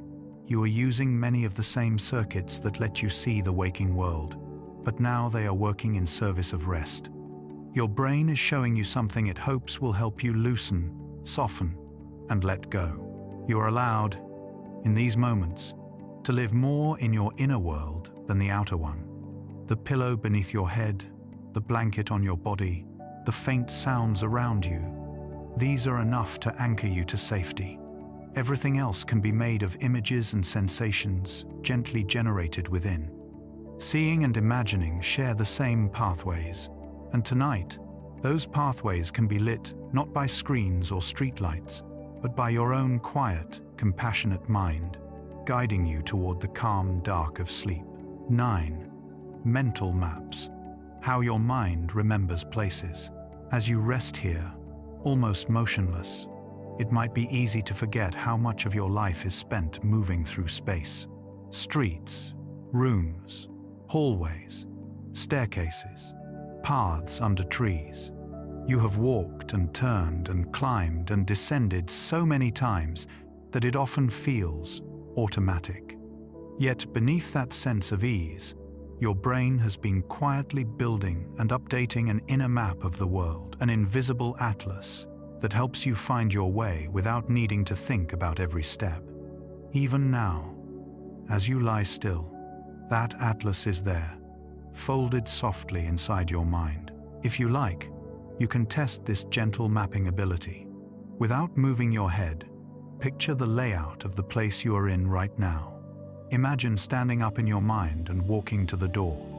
You can probably sense the direction you would turn, which way you would reach, how many steps it might take.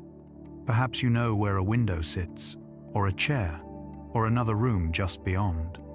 You are not seeing these things with your eyes, yet you can feel where they are. Your inner map is quietly opening. This map is not made of paper or lines, not like a drawing you could hold. It is made of relationships, this corner near that one, this hallway leading to that door, this staircase connecting one level to another. Deep in your brain, some cells become active when you are in one particular spot, others when you are in another. Some fire in patterns as you move in a certain direction or at a certain speed. Together, they give you a sense of here and there, near and far, even when you are not consciously thinking about it. You have probably felt this most clearly in places you know very well, in a childhood home, or a school you once attended, or a workplace you visited day after day. Your body seemed to navigate almost on its own. You could walk down a hallway while thinking about something else entirely, and somehow still turn the right way at every corner, reach for the right handle, avoid every familiar obstacle. Your mental map was guiding you quietly, like a hand on your shoulder, steering you through space. Even now, if you close your eyes and bring to mind a place you once knew, you may find yourself able to walk through it in imagination, perhaps a kitchen from years ago. You might picture the door, then step inside in your mind. To the left, the counter, ahead, a table. To the right, a sink beneath a window. You can turn in your inner space, facing different directions, and the room rearranges itself accordingly. Your visual imagination is traveling along the routes laid down by your brain's spatial mapping systems. This inner sense of space is so natural that it often goes unnoticed. but it is deeply soothing to realize how well your brain has cared for you in this way. Every time you entered a new environment, a new classroom, a new apartment, a new street, it began, quietly, to sketch it. At first, the map was rough and uncertain. You might have bumped into things, taken wrong turns, felt disoriented. But with each repetition, the sketch became clearer. Soon, your feet knew where to go before you consciously decided. There is a kind of comfort in these repeated paths. Think of a route you have walked many times, perhaps from your door to a nearby corner store, or from one room to another in a place you live now. You may notice that the path carries not only the memory of space, but the memory of feeling. Certain corners might feel cozy, certain stretches might feel exposed. The bending of a hallway, the narrowing of a staircase, the opening of a doorway. Your mental map records not only the geometry, but the atmosphere. As you drift towards sleep, you can use this inner mapping ability in a gentle way. Imagine yourself walking along a path that feels safe and familiar. It might be a real path you have walked many times, a sidewalk under trees, a corridor with soft lighting, a trail alongside water, or a softly invented one. Feel the rhythm of your steps in your mind, heel and toe, as if your body were moving while it remains completely still. Your inner map provides the route. Your imagination provides the scenery. Notice how, as you walk, certain landmarks appear. A doorway, a turn, a patch of light on the floor, perhaps a bench or a gate or a small cluster of plants. Each landmark is like a marker on your mental map, a reassuring sign that you know where you are. You do not need a complete, perfect picture, just a sense of sequence. First this, then that, then the bend, then the open space. Your brain is very good at stitching these fragments into a coherent sense of place. This rhythmic inner walking can be deeply calming. The mind loves patterns, and the pattern of step after step after step can quietly lull the nervous system. Your mental map, which spends so much time guiding you safely through the waking world, now offers its pathways for rest. There is nothing to avoid here, no traffic, no sudden obstacles, no rush. Only a steady progression through a space that feels known, held gently in the folds of your mind. You might also sense how mental maps change over time. Places you once knew intimately can feel faded when you revisit them in imagination. A dorm room from long ago, a childhood bedroom, a street in a city you left years back. Some parts remain vivid, others dissolve. Your inner map, like every other memory system, lets certain paths grow over. What felt once like a solid, reliable route may now feel like a trail half reclaimed by fog. Yet there is often a softness in this fading, a sense of distance that can be oddly peaceful. If there are places you no longer wish to revisit, your mental map does not force you to. The path to those rooms and streets can simply remain untraveled tonight. Instead, you can choose gently where to walk in your mind. Perhaps you return to a place that symbolizes rest and safety for you, a grandparent's house, a quiet library, a peaceful park. Or perhaps you invent a new, ideal place entirely, allowing your mapping systems to sketch a path that has never existed in the outer world but feels completely believable inside. As you do this, remember that your brain does not distinguish sharply between moving in reality and moving in imagination. The same general regions that help you orient and navigate in waking life are engaged when you move through an imagined landscape. This overlap is why even a fantasy of walking down a calm, empty road can bring a sense of grounding, of stability. Your inner atlas is being consulted. Your sense of "I am somewhere" remains intact, even as your physical body sinks deeper into stillness. You might even notice, as you drift, that your dreams often involve movement through space. Hallways, staircases, fields, roads, tunnels, trains. bridges. The brain's spatial map continues to express itself at night, building strange, fluid environments that may bend and rearrange themselves in impossible ways. Walls shift, doors lead to unexpected rooms. Streets loop back on themselves, yet within each dream, there is still a feeling of here and there, of moving from one place to another. Your mapping systems are playing, free from the constraints of real-world geometry. Tonight, you do not need to analyze these maps. You do not need to understand exactly how your brain encodes direction or distance. It is enough to feel the comfort of knowing that a part of you is always keeping track of where you are, even when your thoughts seem far away.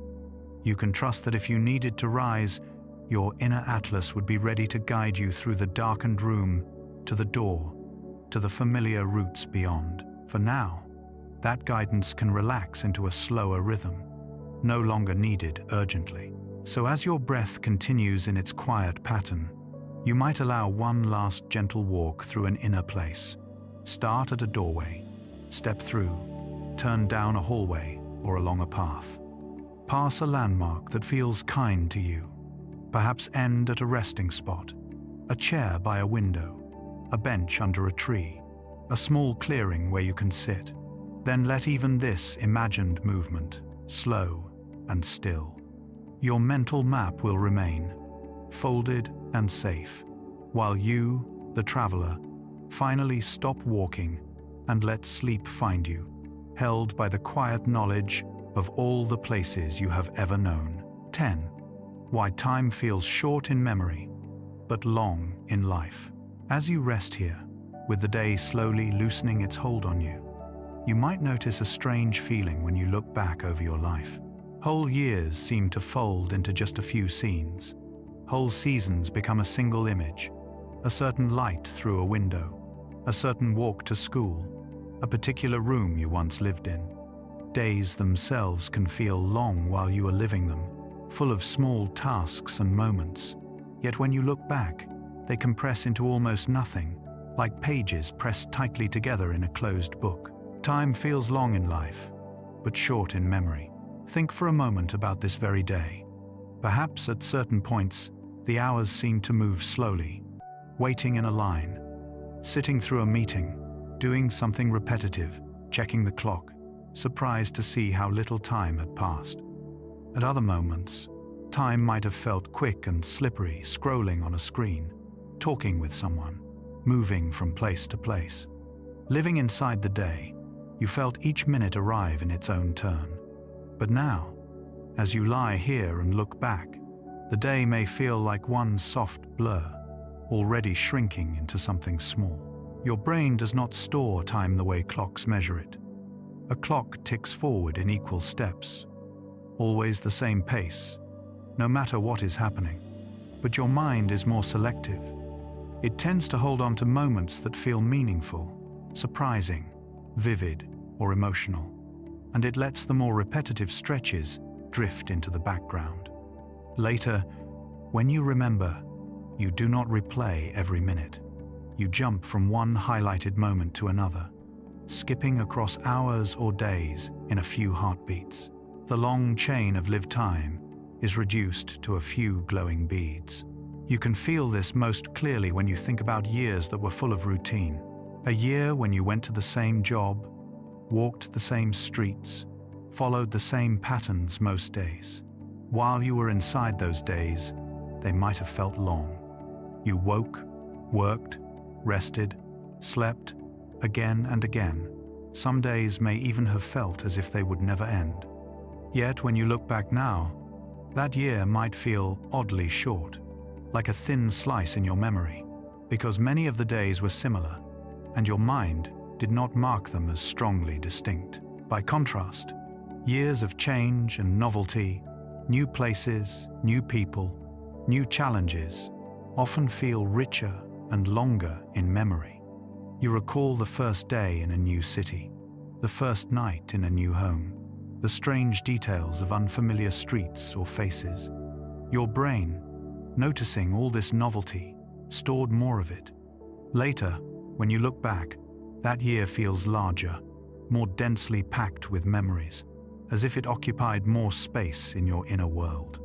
The clock may have ticked the same number of seconds, but your mind decided that some stretches of life deserved more pages in your story than others.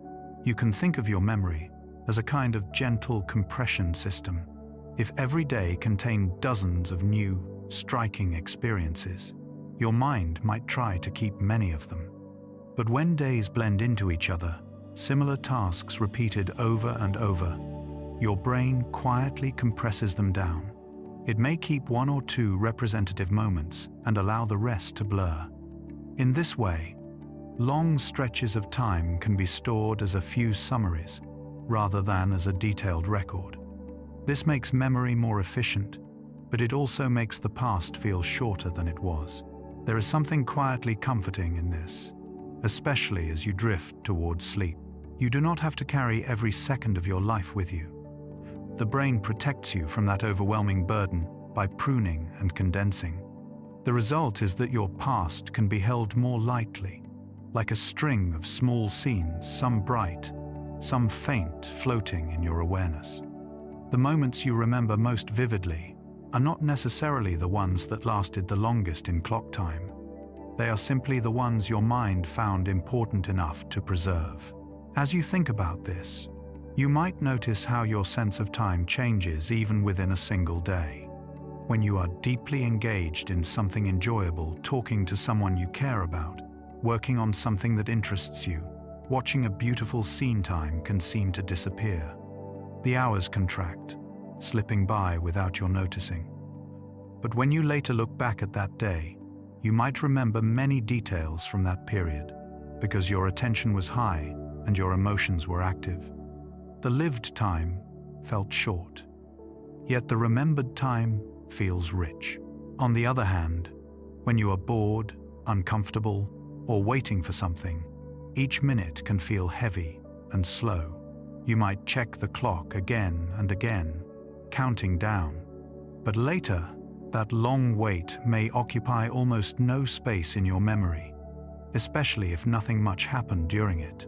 The lived time felt long, but the remembered time is short, almost non-existent.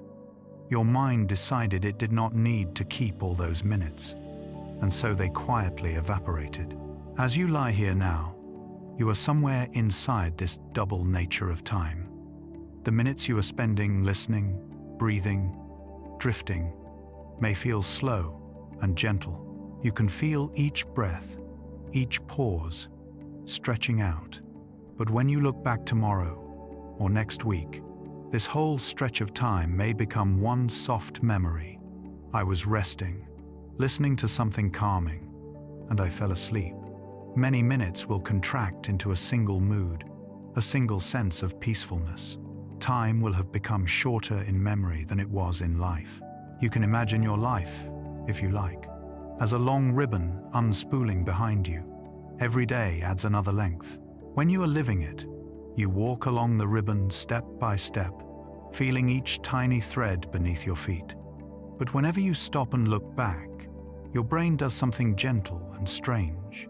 It folds large sections of the ribbon, pressing them together, so that years lie close to each other, and only certain spots, where something vivid happened, stand out like raised knots.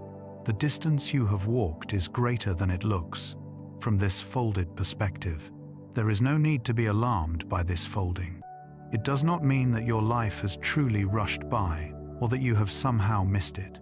You have lived each moment fully as it arrived. The compression happens only afterward, in the way you remember. The brain is simply choosing not to store a heavy, detailed record of every ordinary hour, so that it can make room for what feels more important, those quiet, meaningful interactions, those surprising days, those small, shining instants that still glow when you close your eyes. As you grow sleepier, your sense of time might already be changing. Seconds can stretch, thoughts can slow. You may lose track of how many minutes have passed since you last checked. This is the mind easing away from the strict schedule of the day. Night does not demand that you count time. It invites you to let go of it, to allow minutes and hours to blur into one long, continuous flow. When you wake, this whole night's rest may feel like a single breath in the memory of your week. If thoughts arise now about how quickly life seems to be moving, how years seem shorter than they once did, you can let those thoughts be held lightly, too. Part of the reason later years feel faster is that your inner library is already full of patterns. New experiences feel more familiar. Days resemble each other more. The brain does not need to write as much new material. Childhood and youth, with their many firsts, occupy more mental space. Later, the same length of time can be stored more compactly, like a file saved in a smaller format. None of this diminishes the value of the moments you are living. In fact, it can make them feel more precious. Even if your future memory of tonight is just a vague sense of rest, the rest itself is real right now. The softness of the pillow, the warmth of the blanket, the calm in your chest, these are not compressed. They are fully present, giving your nervous system exactly what it needs. Memory will keep a gentle trace. Your body will keep the deeper benefit. So, as your breath continues in its steady rhythm, you can let go of the need to measure time here. The clock can stand outside the room of your attention. Inside, there is only this: the slow passage of awareness, the gradual dimming of sharp thoughts, the quiet approach of sleep. Time may feel long or short. It does not really matter. Your mind will do what it always does later. It will fold these minutes into a small, soft memory.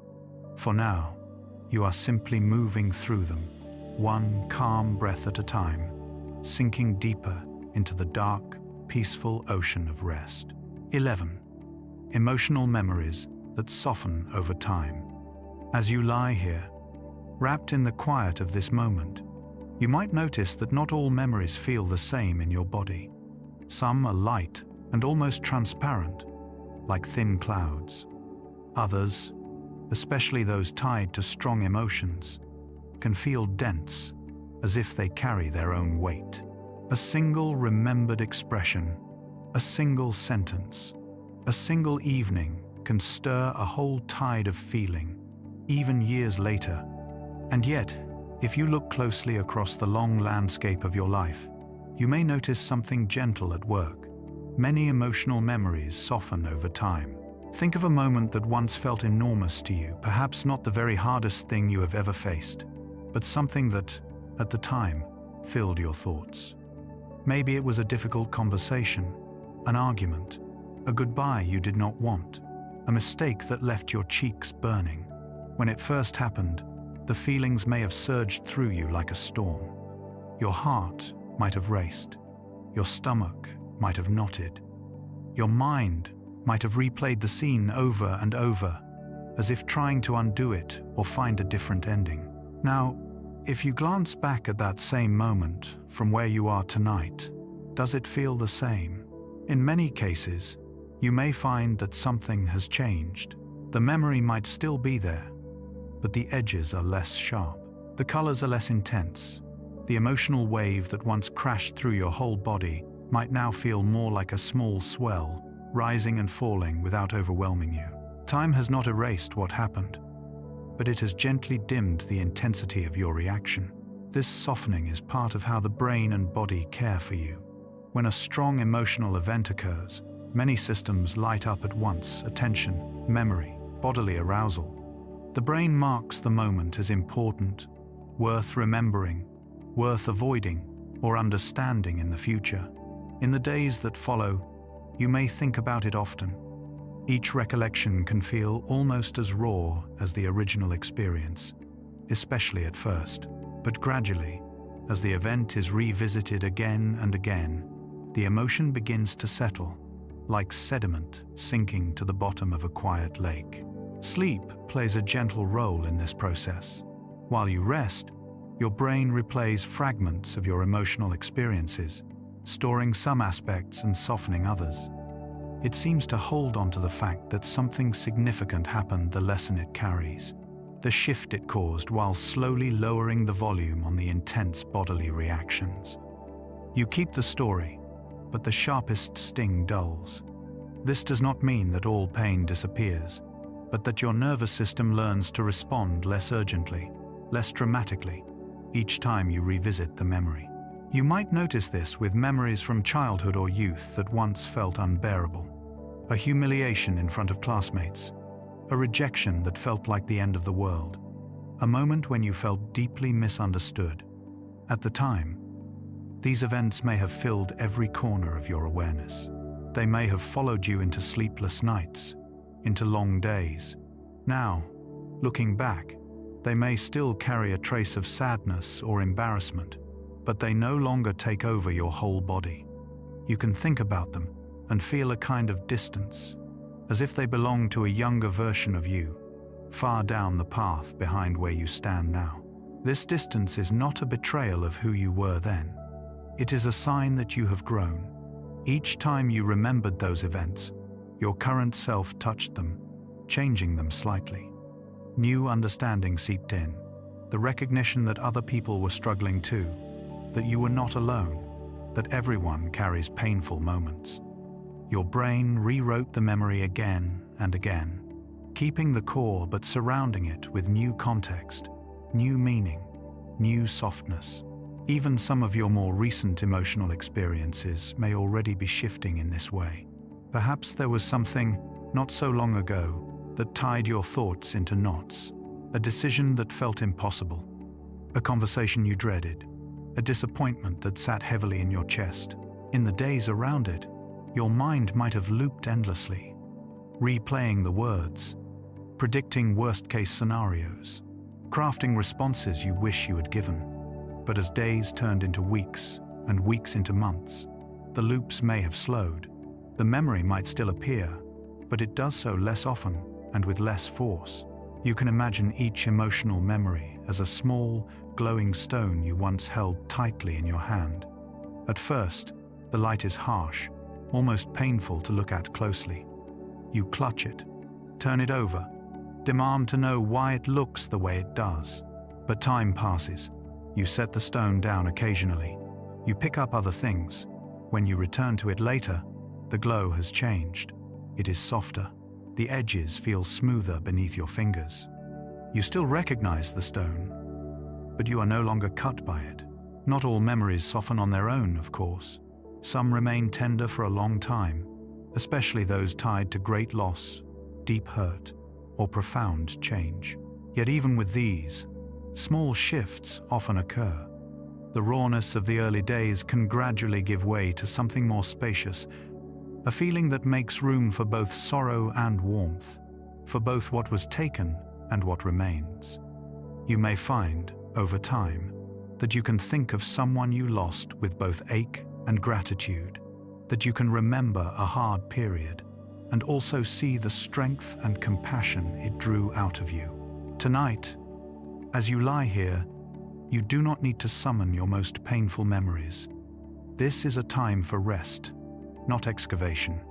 But if a difficult memory does rise, as they sometimes do in the quiet, you might gently observe how it feels now, compared to how it felt then. Is there even the slightest bit of softness at its edges? The faintest hint of distance or perspective? If so, that is the sign of time's work, and your own mind's quiet efforts to heal and adapt. If a memory still feels too sharp to hold, you do not need to force yourself to examine it. You can picture placing it in a small, padded box, lined with something soft. Close the lid gently and set the box on a shelf in a quiet room inside your mind. You are not throwing it away or denying it exists. You are acknowledging that, for tonight, you do not need to carry it in your hands. Time will continue working on it, even while it rests on that inner shelf. When you are more ready, you can revisit it, by choice, not by force. It can also be calming to remember that emotional memories are not only about pain. Some are about warmth, joy, safety, and love. A particular hug, a shared joke, a quiet evening with someone you trusted. These, too, may soften over time, not because they matter less, but because the vividness of the original moment gradually blends into the gentle glow of all the days that followed.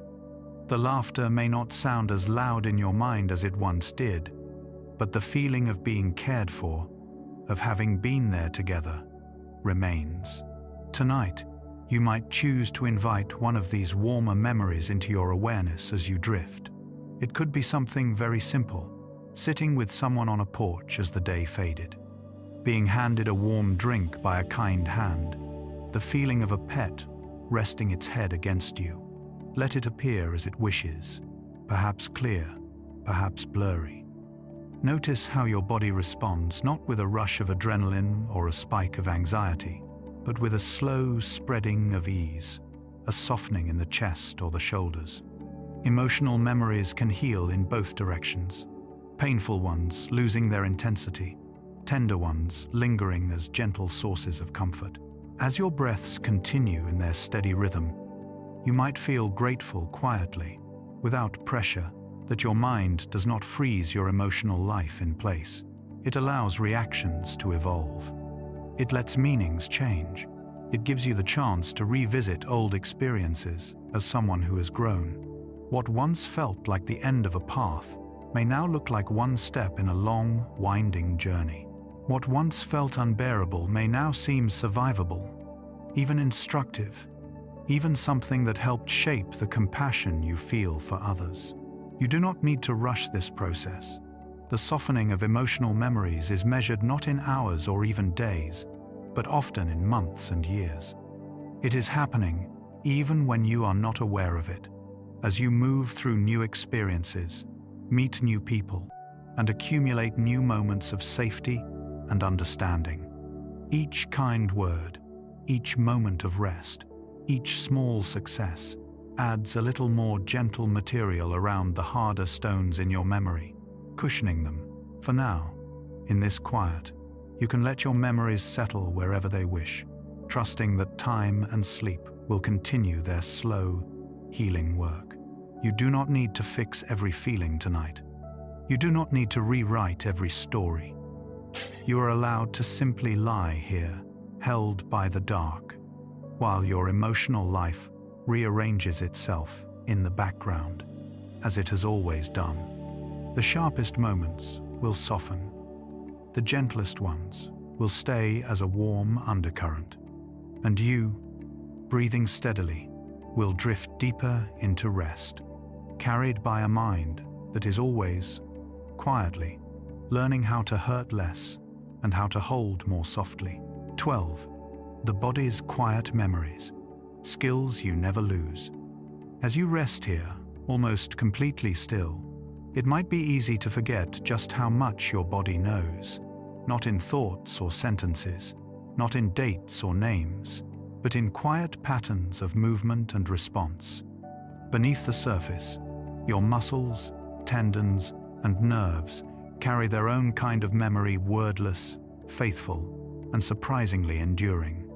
Even as your mind grows drowsy, even as your thoughts slow and blur, this deeper layer of knowing remains, like a calm current beneath a quiet sea.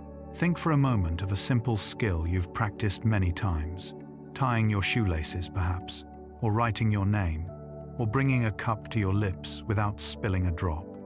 If someone asked you to explain, step by step, exactly what your fingers and hands are doing, it might be strangely hard to put into words.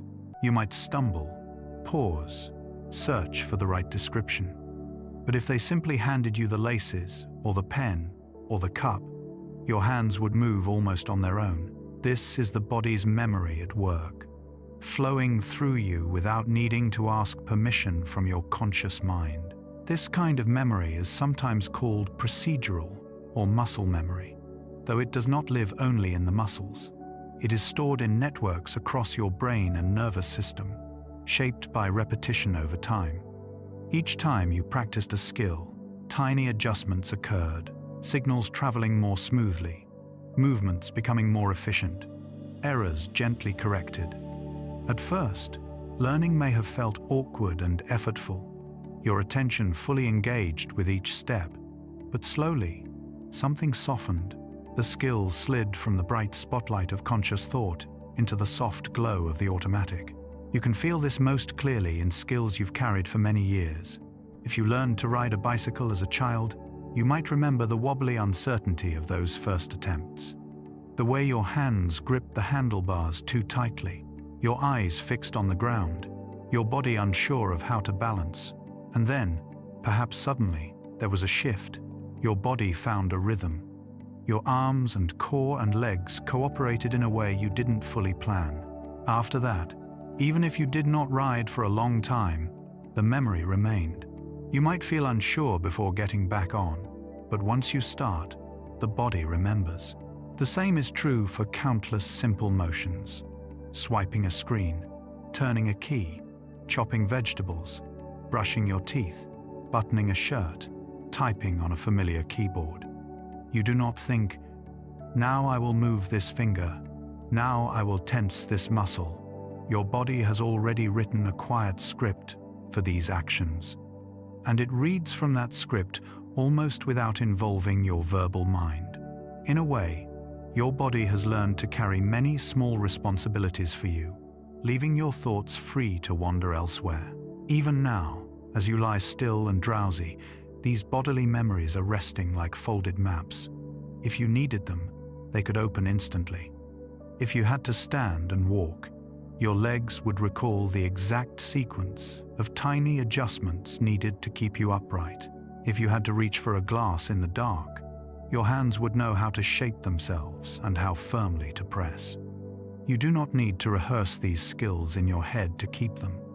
They live deeper, like patterns etched into soft stone.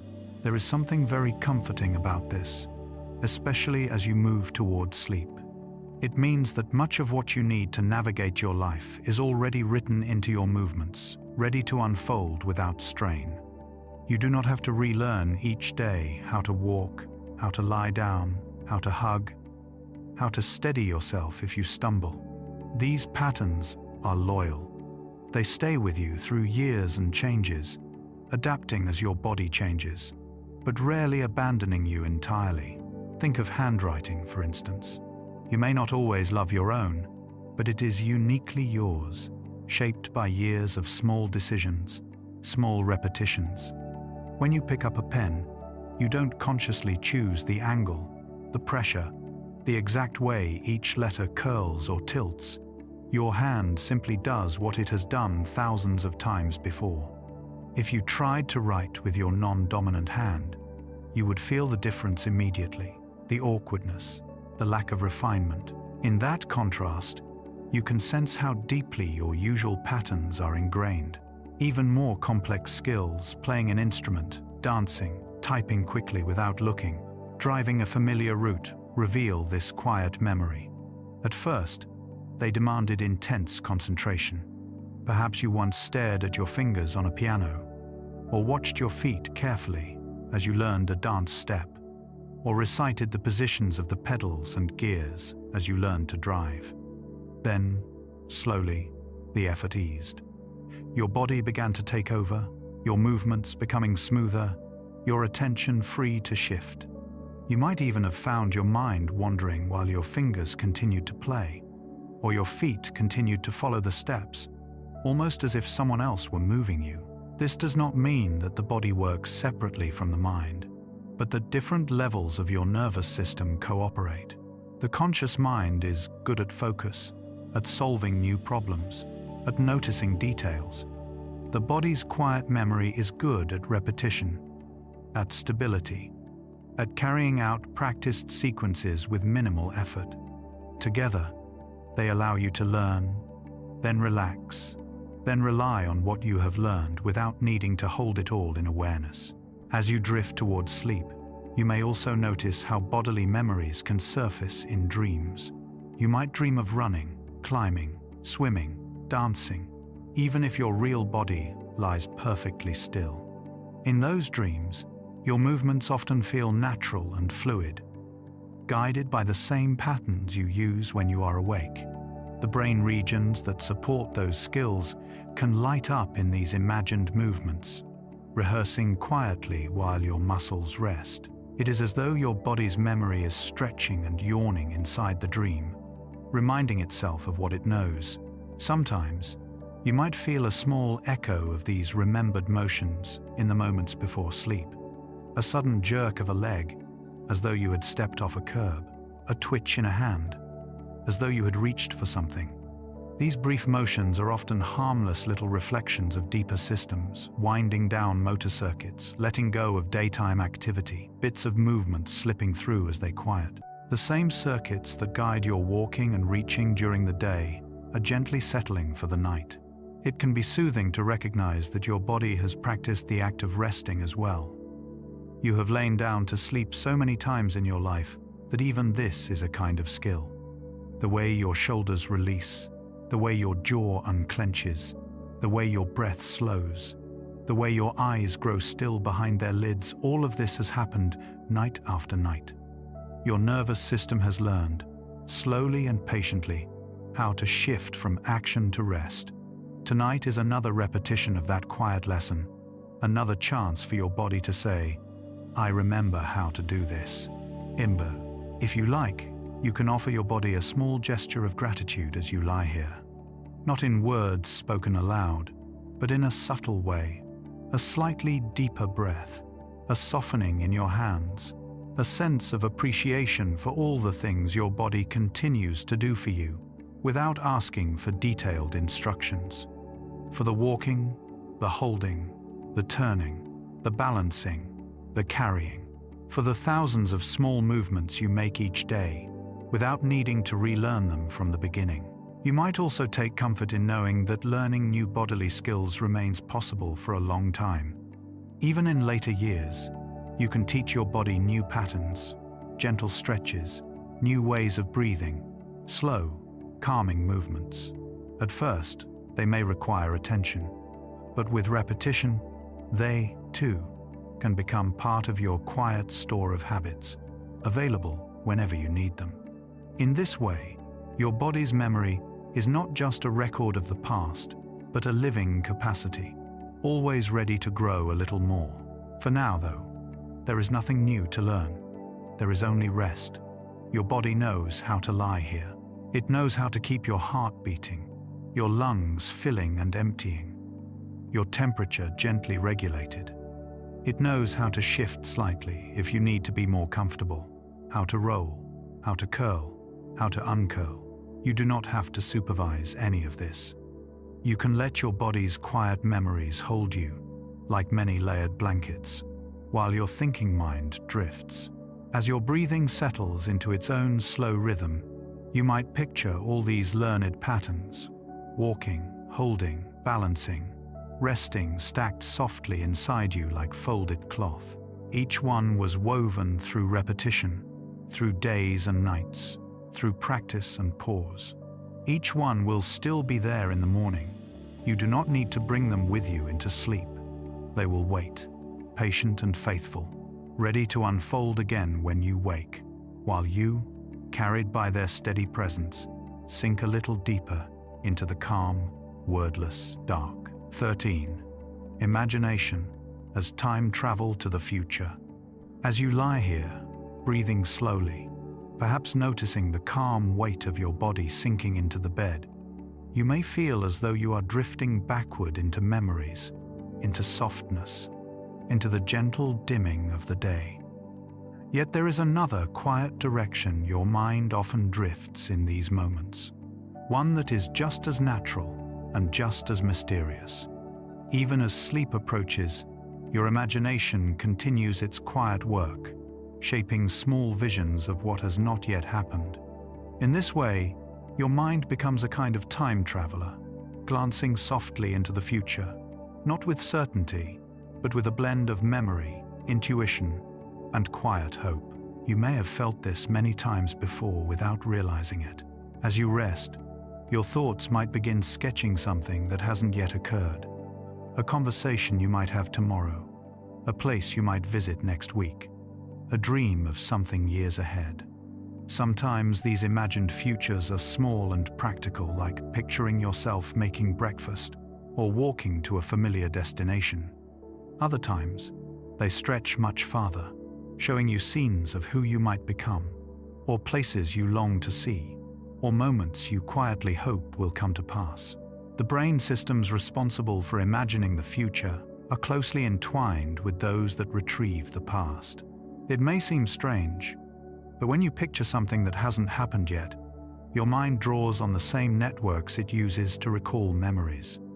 It rearranges old pieces into new shapes, repurposing familiar scenes and faces into scenarios that have not yet existed. To imagine the future, your mind must borrow from the past, much like an artist using old pigments to paint a new landscape. This is why imagined futures sometimes feel familiar, even when they are entirely new. You might picture a future home that has windows shaped like the ones from a place you lived years ago. You might imagine speaking to someone whose voice echoes the tone of someone from your past. You might envision a future journey that blends bits of several places you've been. Your mind is not trying to trick you, it is simply using what it already knows to create something that could be. As you drift nearer to sleep, the boundary between the remembered and the imagined grows even softer. You might recall a memory and then see it drift into a possible future without noticing the transition. A childhood room becomes an imagined adult home. A familiar road becomes a road you've never walked. The scene tilts forward in time, carrying traces of memory into a place where memory has not yet touched. In this space, the future feels gentle, pliable, full of possibility. If you like, you can explore this softly now, without strain. Imagine tomorrow morning, not in detail, not as a rigid checklist, but as a quiet impression. Perhaps the light will look a certain way when it enters your room. Perhaps your body will feel a little more rested. Perhaps you will move through your routines with a sense of calm. Let these images arrive lightly, without forcing them. Notice how your brain draws on past morning's familiar light, familiar movement, and simply tilts them slightly forward. You might also imagine a moment farther away, not a grand achievement or a dramatic event, but something small and peaceful in the future.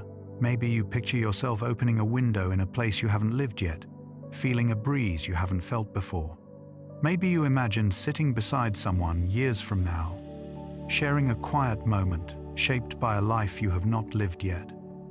These scenes are soft guesses, not predictions. They are possibilities, woven from threads your mind already holds. There is something soothing about realizing that imagination is not just fantasy, it is a quiet rehearsal, a gentle stretching of your sense of self into the time ahead. Your brain uses these imagined futures to help you prepare, to help you navigate uncertainty, to offer comfort. Sometimes, imagining a peaceful moment can calm your nervous system, as though that moment were already happening. You picture yourself walking along a quiet path, and your breath slows. You imagine a kind encounter, and your shoulders ease. This is not because imagination replaces reality, but because the same circuits in your brain respond to both. When you imagine safety, gentleness, or calm, your body often mirrors that state.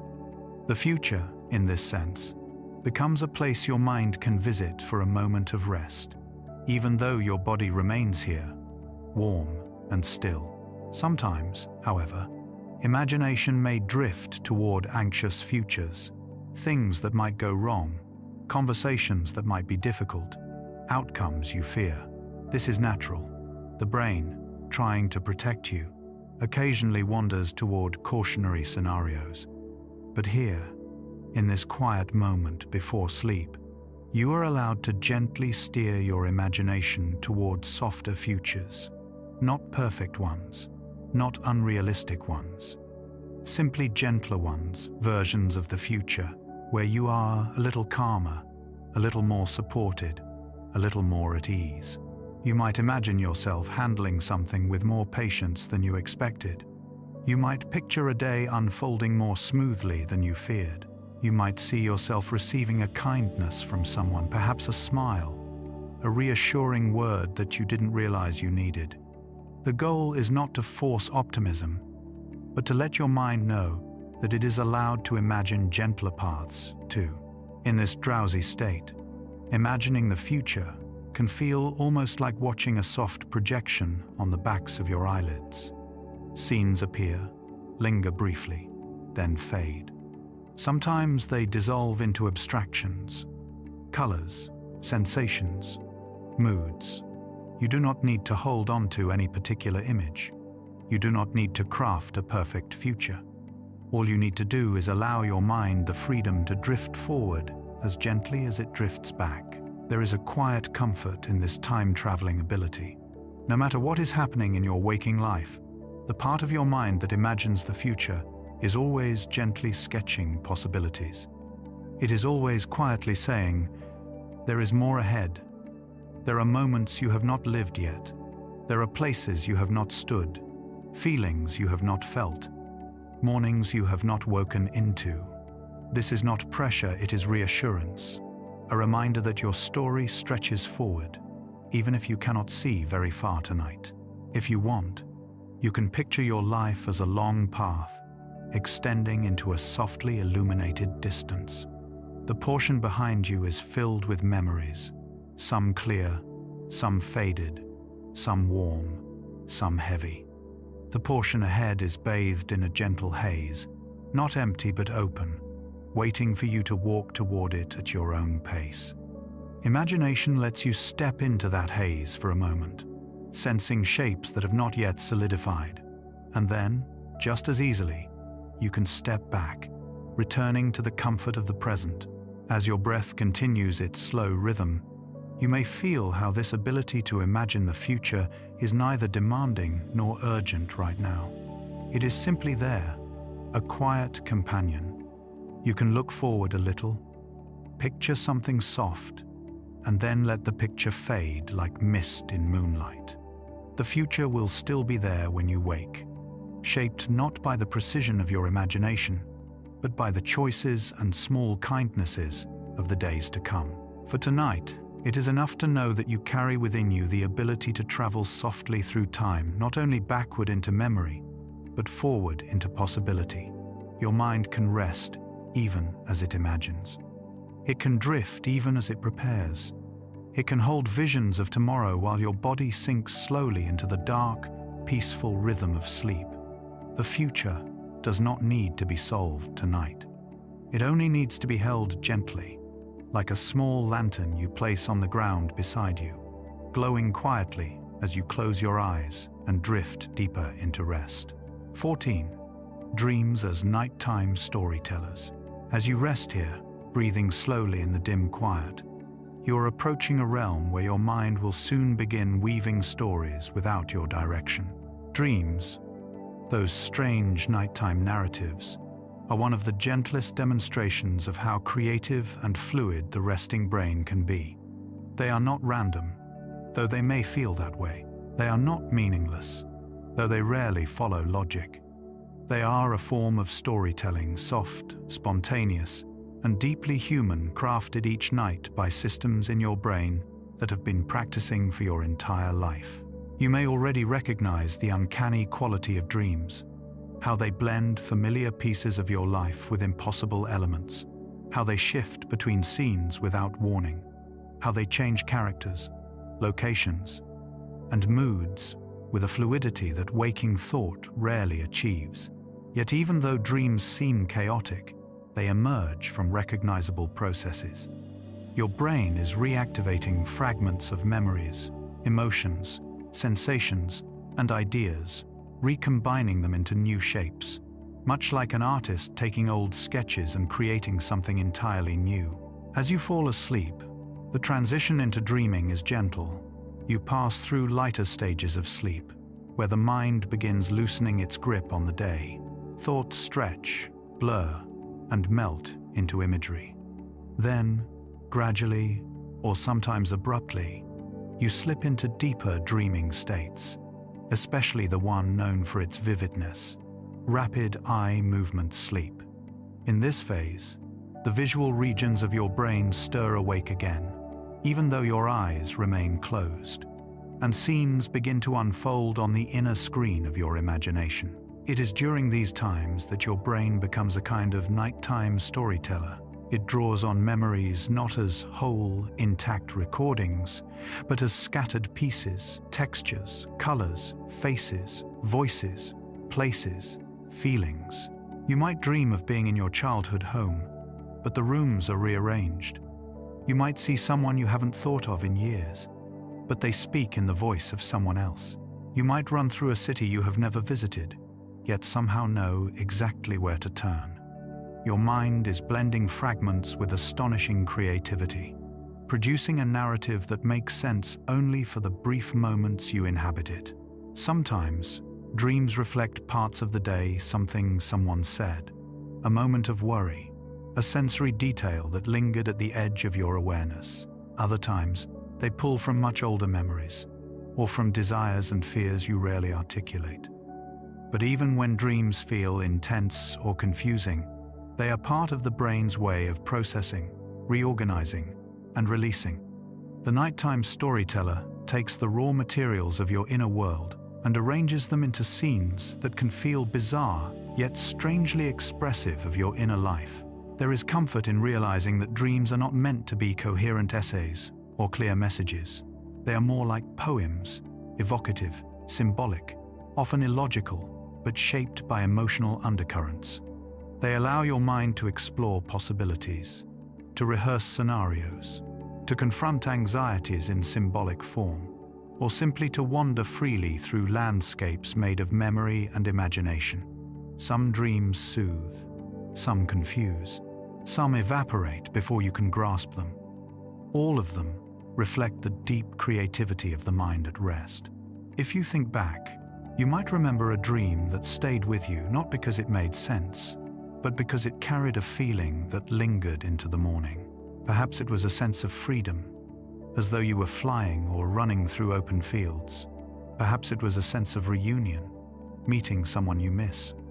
Or maybe it carried a sense of curiosity or wonder, a setting so unusual that it felt like traveling to a place beyond waking life.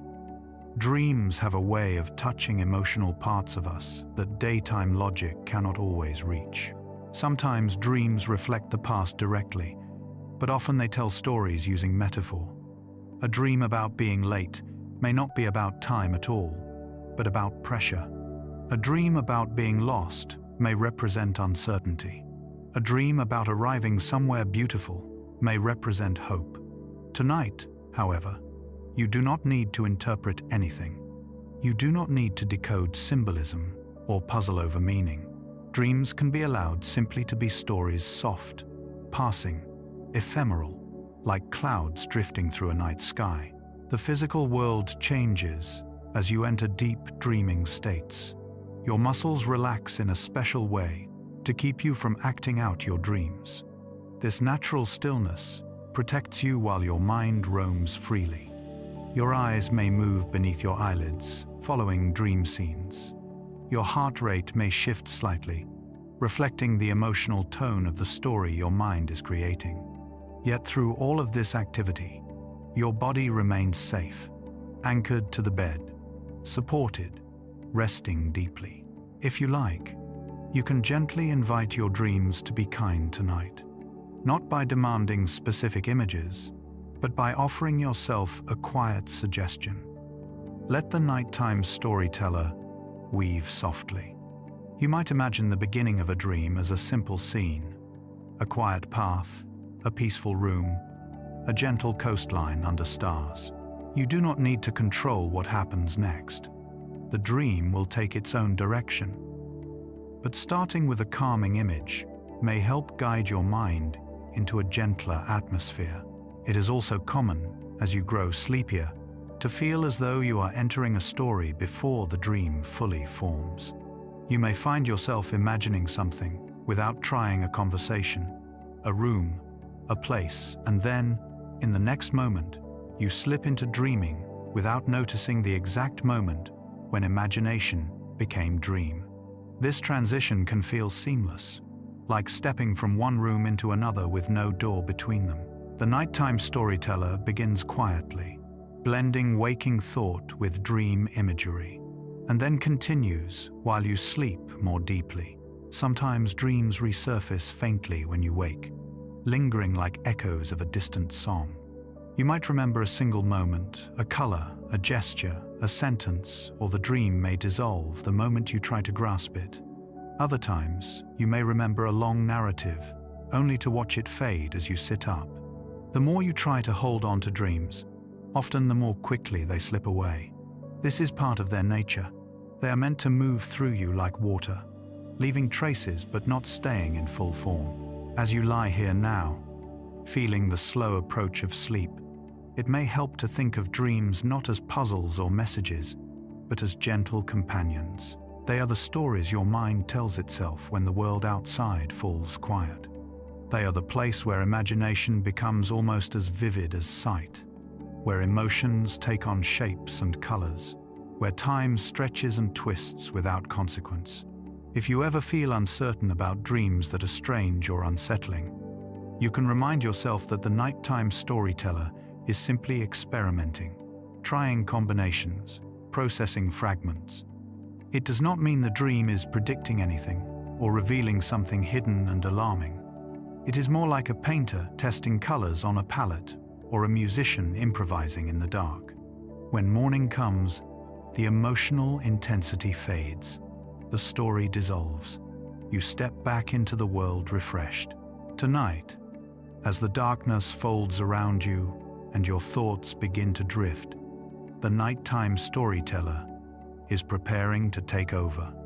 It will gather the soft pieces of your day, the distant echoes of your past, the faint stirrings of your hopes and worries, and weave them into scenes that will carry you gently through the night. Some you may remember, some you may not, but all of them will serve the quiet function of helping your mind restore, reorganize, and release. You do not need to guide the dream. You do not need to prepare or anticipate. All you need to do is rest, breathing softly, letting your muscles loosen, letting your awareness drift. Soon, the storyteller will begin its nightly work, crafting its gentle, surreal narratives behind your closed eyes.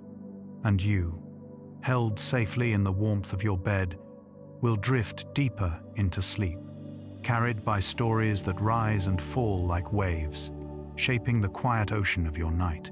15. Building a memory palace of calm places. As you lie here, slowly drifting deeper into rest, your thoughts may feel softer than they did an hour ago. Details blur, edges loosen, and the mind begins to feel like a warm, dim room where ideas come and go at a slower pace. In this quiet state, imagination becomes gentle and pliable, like soft clay. This is where the idea of a memory palace becomes especially soothing, not as a study tool, not as a trick for memorizing facts, but as a personal sanctuary, a calm inner haven you can build and return to whenever you need peace. A memory palace is simply a place in your mind that feels spacious and familiar, a place where you can walk slowly in imagination without effort or tension. It does not need to be grand or complicated. It can be a small house, a garden, a long hallway, a forest clearing, or even a single room with soft light. What matters is that it feels safe and inviting, a place where the mind can gently settle. Tonight, you can begin to build such a space, not by forcing details, but by letting them arise naturally as you drift. If you like, you can start with a single doorway. Picture a door in your mind, not sharply, but softly, as though you are seeing it through gentle fog. It might be wooden, or stone, or painted. It might be modern, or old, heavy, or light. There is no right choice.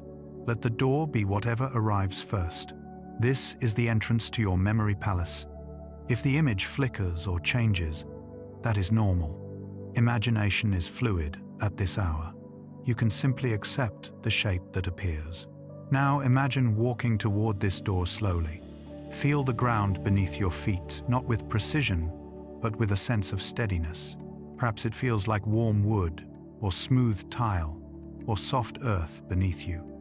Whatever surface your mind chooses becomes part of the place.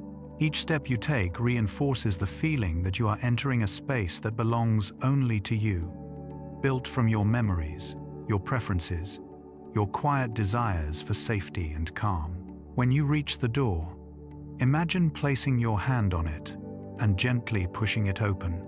The door may glide or creak or swing silently. Inside, a soft light glows. The first room of your memory palace reveals itself slowly. You do not need to decide what it looks like. Let the image form on its own, like a photograph developing. Notice the colors, the shapes, the atmosphere. Perhaps it feels warm, like sunlight in late afternoon. Perhaps it feels cool and soft, like moonlight on a quiet night. There might be furniture, or there might not. There might be windows, or simply walls that feel comforting in their stillness. What matters is the feeling, a sense of arrival, of being welcomed into a personal sanctuary that asks nothing of you. You can sit here in imagination, letting the room adjust itself in small ways. A cushion appears, or a chair. A candle flickers softly.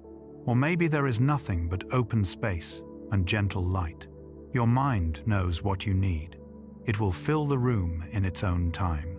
As you rest within this first room, you may begin to notice small details forming textures, colors, gentle sounds. Perhaps there is the quiet hum of air moving. Perhaps there is a faint herbal scent, or the smell of wood, or nothing at all, just the fresh emptiness of a space that is entirely your own. If any detail feels wrong or out of place, you can allow it to dissolve without effort. The memory palace is malleable, shaped by comfort, not by rules. From this first room, you can imagine a second space branching gently outward. Maybe a hallway extends from one corner, or a staircase leads upward or downward. Perhaps there is a doorway leading into a garden, a balcony overlooking a quiet landscape, a small reading nook with soft cushions. You do not have to build everything at once. Tonight, you might create only a small piece of the palace, a beginning. Like any home, it can grow slowly over time, shaped by many nights of gentle wandering. If you choose to explore further, imagine standing and walking toward the next area. Feel the movement in your mind, not in your muscles. Notice how the space gradually reveals itself. Maybe you step into a garden with soft moss underfoot. The air is calm, carrying a faint breeze. Plants sway gently, too slow to demand attention. Or maybe you enter a long hallway with golden light, the walls adorned with simple patterns that make you feel grounded. Or perhaps you find a quiet library, a place with shelves that reach upward, filled not with knowledge you must remember, but with stories and images that bring comfort. Each room or space in your memory palace can serve a small purpose. One room might be for calming your thoughts. Another might hold memories that make you feel safe. Another might contain imagined futures that bring you a sense of peace or hope. But you do not need to decide all of this consciously. You can let the palace grow like a tree branching where it wishes, shaping itself in ways that feel organic and gentle. In some traditions, memory palaces are filled with objects or symbols to help you remember facts. But your palace does not need to do that. Yours can be a place of quiet, a place where your mind can wander slowly when the world feels too loud, a place you visit when falling asleep, when waking in the night, or when your thoughts feel tangled. It does not need to be perfect. It only needs to feel like yours. Notice how, even as you imagine these rooms, your body remains still and restful. The breath moves in slow waves. Your muscles soften. Imagination, at this stage of night, does not energize the mind, it soothes it. Each image is like a gentle brushstroke, painting the mind into a state of calm readiness for sleep. The memory palace becomes not an activity, but a place to drift through as consciousness grows thinner. You might imagine, for a moment, that you are sitting in a quiet corner of your palace, a cushioned seat beside a window. Perhaps, outside, a landscape fades into gentle twilight. Inside, the air is warm and still. This is a room no one else can enter. No demands can reach you here. No noise from the day follows you across the threshold. Your thoughts, once busy and insistent, quiet themselves in the presence of this inner stillness. Over time, as you revisit this palace in future nights, you may find that it changes. A room becomes cozier, a hallway grows longer, a garden becomes fuller. The palace reflects your inner life, responding to your needs in ways that even you may not fully understand. It is a private world, shaped by your own memories, hopes, and instincts. And with each visit, it may become easier to slip into its calming atmosphere, as though your mind remembers the route even before you guide it. Tonight, you do not have to complete the palace. You do not have to explore all its corners. You only need to establish the entrance, the first gentle room, the sense of safety that welcomes you there. This is enough. The palace can grow in your dreams, or in the moments between sleep and waking, or during future nights when you enter this calm state again. As your breath deepens and your awareness softens, you can linger in this first room for a few more moments. Feel its quiet warmth. Feel the soft glow, the slow stillness. Imagine sitting down, sinking gently into a cushion or chair, or even the floor, feeling completely supported. This room is the heart of your memory palace, a place built not from pressure or intention, but from calm imagination. It will be here whenever you need it. Soon, as sleep approaches, you may find the room fading into softer shapes. The walls blur. The doorway melts into darkness. The light dims. This is natural. The palace is not disappearing. It is simply dissolving into dream. You can let it go without fear, knowing that your mind can rebuild it easily the next time you call for it. Tonight, you have begun the gentle work of creating a sanctuary inside yourself, one that asks nothing, demands nothing, and welcomes you without questions. As your eyes grow heavier and your thoughts drift like slow leaves, you can let the palace fade into the quiet darkness, carrying with it the sense of peace it offered, guiding you gently into deeper rest. 16. The art of letting thoughts pass unfinished. As you lie here, your breathing settling into a slow, steady pattern, you may begin to notice how thoughts drift through the mind like small boats carried along a gentle current. Some move quickly, some linger, some circle back as though trying to catch your attention once more. Yet within this quiet night, you have the rare opportunity to observe them without needing to reach out and grasp any particular one. This is the art of letting thoughts pass unfinished, allowing them to drift through without insisting they become complete, solved, or polished. Throughout the day, you are asked again and again to finish things, tasks, sentences, messages, decisions. You are expected to bring clarity where there is confusion, to complete loops that others begin, to tie loose ends and produce results. Even your inner life becomes shaped by this pressure. Thoughts arise, and you instinctively begin to follow them, figuring, analyzing, planning, correcting, resolving. It is a habit formed by necessity, a way of navigating the complexities of daily life. But night is different. Night does not demand completion. Night does not ask you to untangle every thread of your mind. Here, as you drift closer to sleep, you are allowed to experience thoughts as they arise naturally, partial, fluid, and incomplete. A thought begins, something about tomorrow perhaps, a reminder, a possibility, a small worry, and then it fades, mid-sentence. Another thought begins something from earlier today, maybe a comment you made, or a moment you replay without meaning to. And then, even that dissolves before reaching a clear ending. In this gentle state, letting thoughts go unfinished is not failure. It is part of the natural rhythm of falling asleep. the mind softens its grip. The threads loosen. The sharpness of intention fades. You move from a world of what needs to be done into a world where nothing more is required of you. It can feel unfamiliar at first, even uncomfortable, as though something important might be left unresolved. But as you rest a little longer, you may feel the relief in letting go. Imagine your thoughts now as pages of a book. The wind flips open.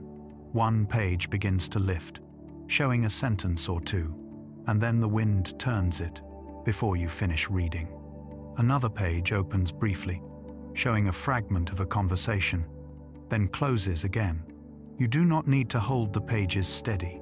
You do not need to read the whole chapter. You simply watch as the wind moves through the book of your mind, turning pages freely without your control. There is a quiet wisdom in not finishing every thought. When you allow a thought to remain incomplete, you give your mind space to prioritize what truly matters. Many thoughts that feel urgent at night fade in the light of morning. Ideas that once felt heavy or tangled soften overnight and lose their weight. Sometimes the best way to solve a problem is to stop trying, to let it rest in the background where your deeper, quieter mind can work on it without noise. You might notice this in the small moments when you almost fall asleep, those seconds when ideas no longer follow logical paths. A plan for tomorrow suddenly becomes an image of a childhood yard. A worry becomes a strange melody. A memory blurs into a dreamlike scene. This gentle unraveling is your mind releasing its grip on unfinished thoughts, allowing them to float into the fluid space between waking and dreaming. If you feel a thought pulling at you now, some question, some uncertainty, you can imagine placing it on a small leaf and setting that leaf on a slow-moving stream. The leaf does not sink, it does not hurry. It drifts forward at its own pace, carried by water that does not need your guidance. Your thought remains intact somewhere downstream, but you do not need to follow it. You can watch it drift away, growing smaller, until it slips around a bend and disappears from view. This letting go is not avoidance, it is trust. Trust that the thought will return if it truly needs your attention. Trust that your mind is allowed to rest. Trust that no single unfinished thought has the power to undo your peace in this moment. You can let the thought go with the same gentleness you use to exhale a natural release, effortless and soft. Sometimes, unfinished thoughts come in emotional forms, feelings that arrive without explanation. A sense of longing, a flicker of embarrassment, a brief spark of joy, a small knot of unease. You may feel these emotions rise and fall without knowing exactly why. At night, the mind pulls up pieces of your emotional world like shells lifted by slow waves. You do not need to analyze them now. They can return to the ocean of your mind on their own time. If you want to soothe these feelings further, you can imagine yourself standing at the edge of a quiet beach. Each wave that comes in carries a thought or feeling.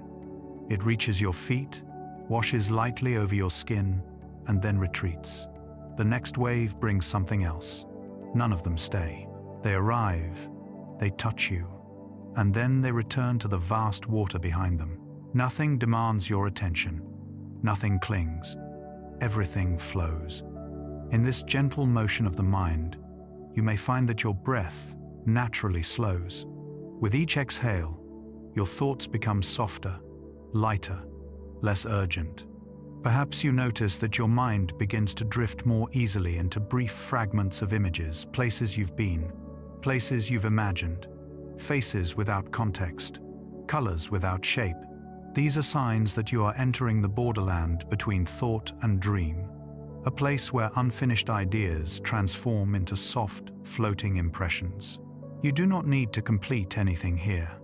In fact, the more loosely you hold your thoughts, the more easily sleep can drift in. Sleep does not come to a mind that is tightening its grip, that insists on finishing every sentence. Sleep comes when the mind feels safe enough to let go, to release its hold on coherence, to drift without conclusion.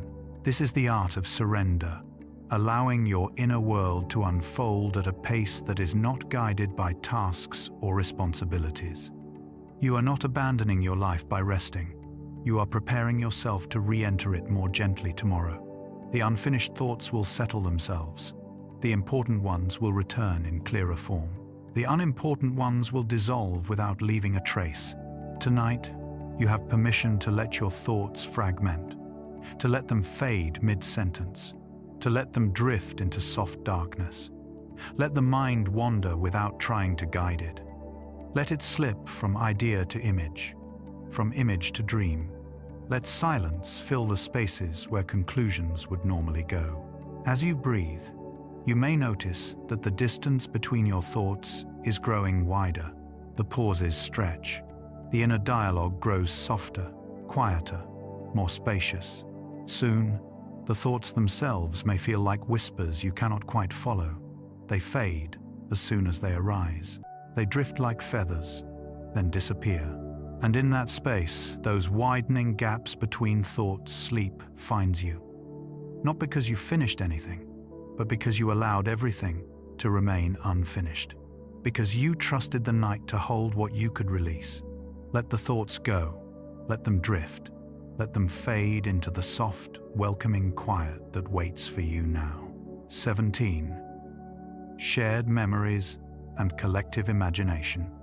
As you continue to rest here, feeling the looseness in your limbs and the slow tide of your breath rising and falling, you may begin to sense how gently your individual mind blends into something larger.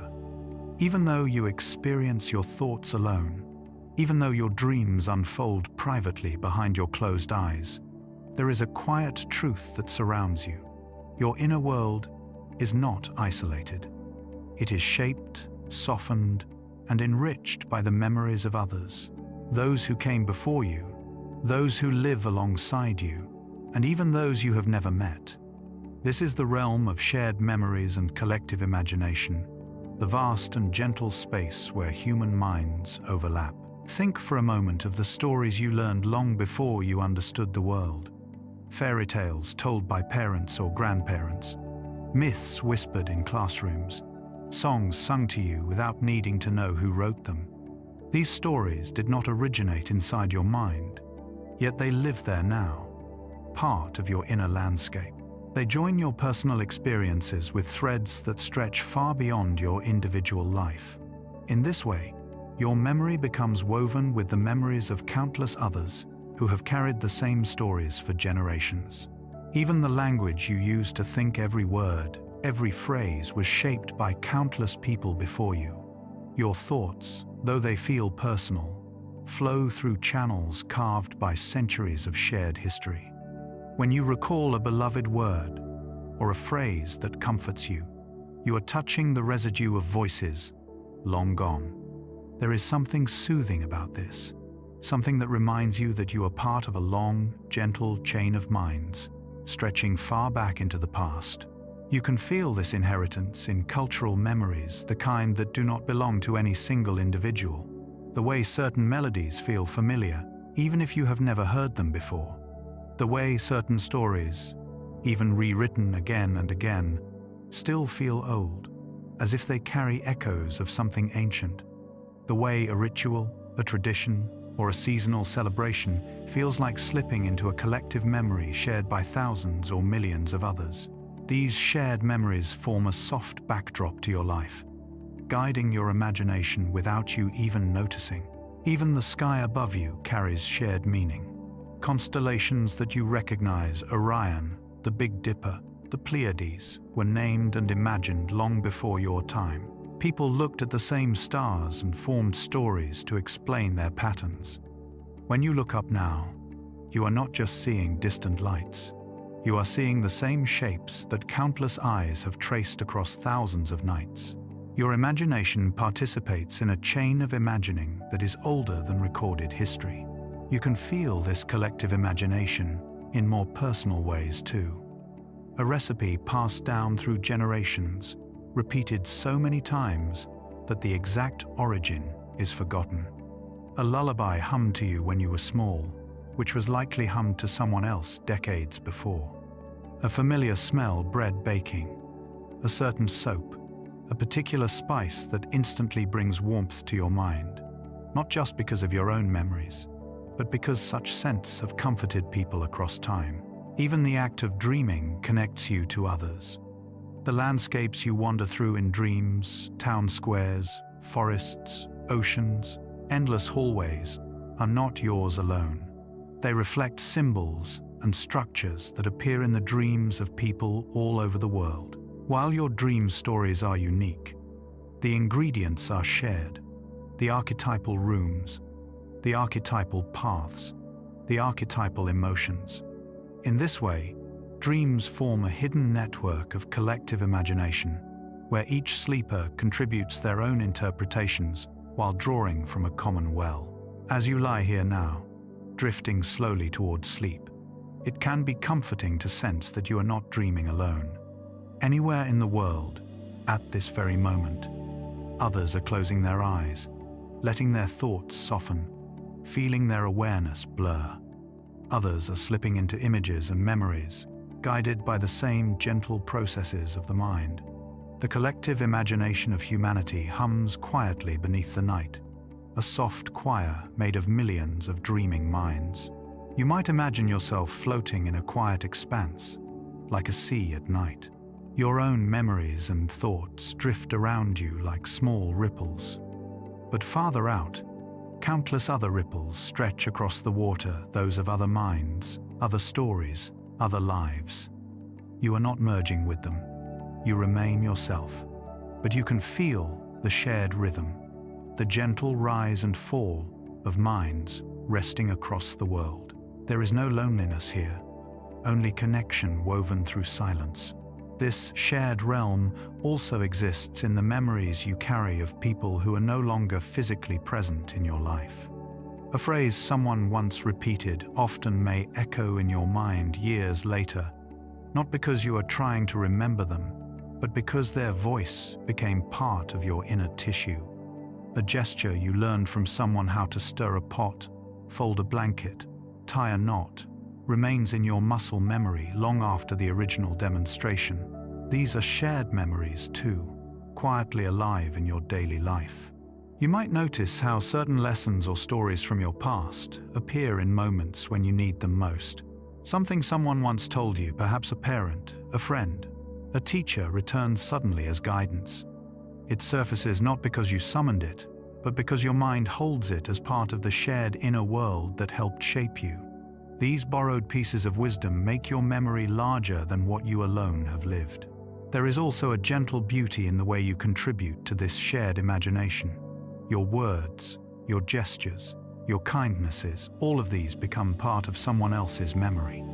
A comforting sentence you once offered may live quietly in another person's mind for years.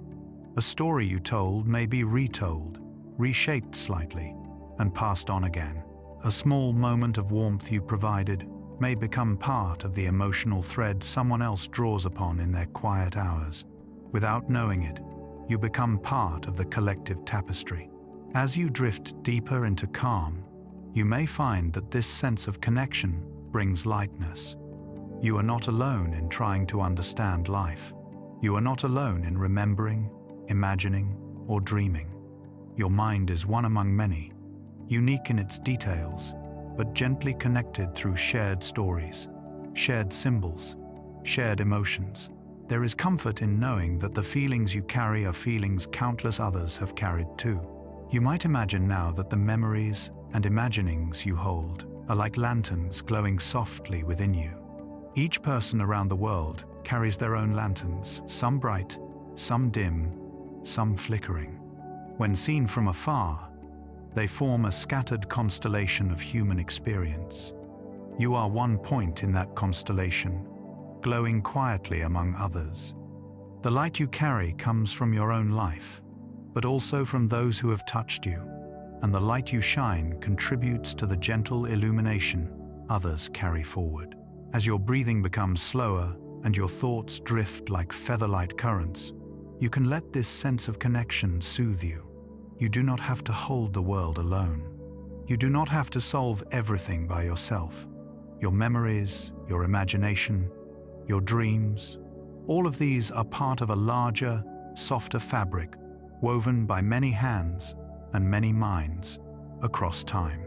Soon, you will drift into sleep, joining that quiet collective of dreamers. Your mind will wander through its own landscapes, guided by its own needs, yet still humming with echoes shared by countless others. You are resting within a larger story, one that holds you gently even when you do not feel its presence. In this way, shared memories become a soft cradle for your individual dreams, and collective imagination becomes a vast, peaceful field where your own inner world can stretch and rest.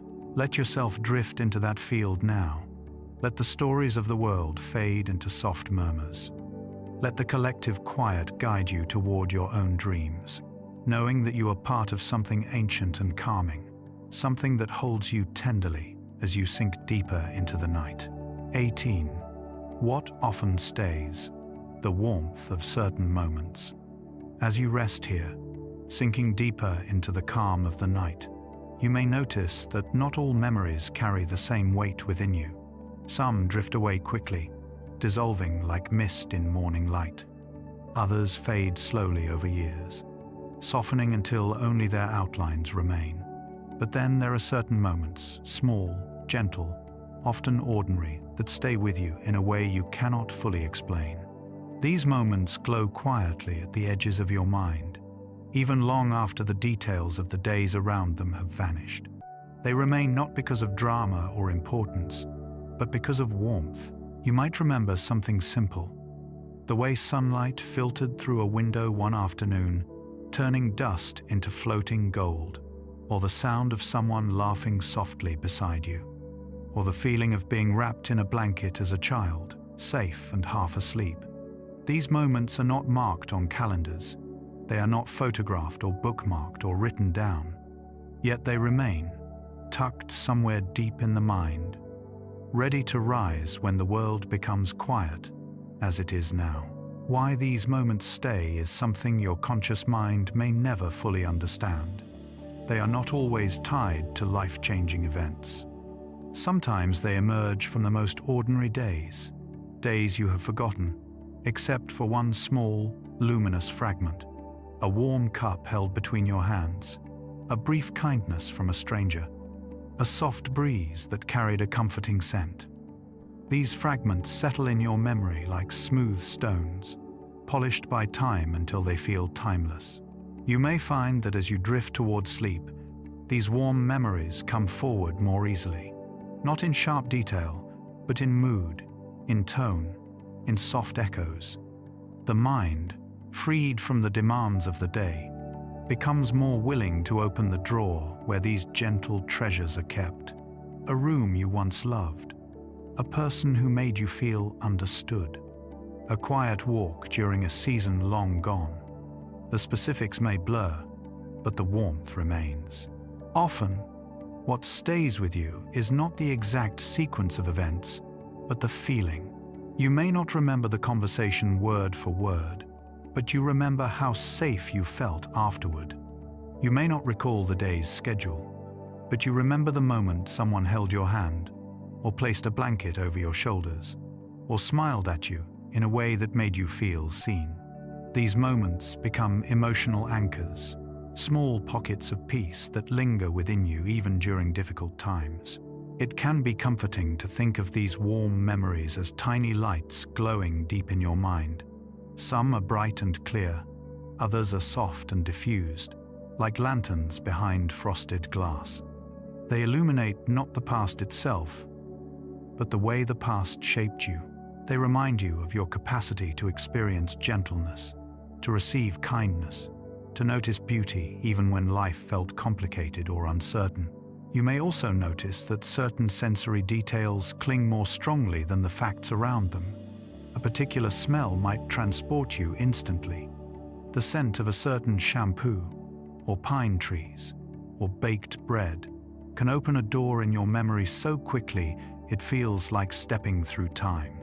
A specific song may bring back a whole atmosphere, a room, a season, a feeling. These are memories stored not as narratives, but as sensations, ready to rise whenever something in the present stirs them awake. Sometimes these warm memories feel like gifts from your younger self, a reminder that you have lived through many gentle moments, even if you forgot the days that held them. Other times, they feel like gifts from the people who cared for you, echoes of their affection carried forward in the way you remember. Even memories of people who are no longer in your life can bring a soft comfort, a reminder that connection once touched you and shaped you in ways that still matter. If you wish, you can gently invite one of these warm memories to rise now, not by searching for it intensely, but by creating space for it to appear. Let your breath slow, let your thoughts drift. Imagine your mind as a quiet lake. Sometimes a memory rises to the surface without effort, like a leaf floating up from below. It might be something small, a smile someone gave you when you needed it, a moment when you felt capable, a quiet morning you spent with someone you love.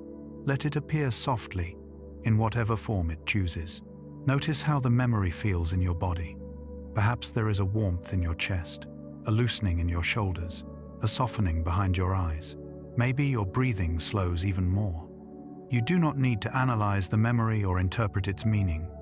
You can simply allow it to sit beside you for a moment, like a gentle companion in the quiet. If no memory rises, that is perfectly natural.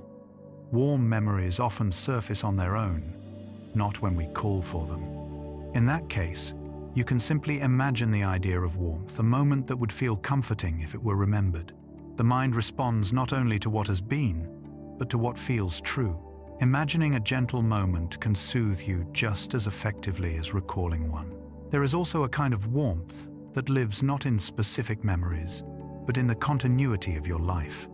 The feeling that, despite difficulties, despite changes, despite things you have lost, you have also carried kindness with you. Even if the memories are faint, the emotional traces remain.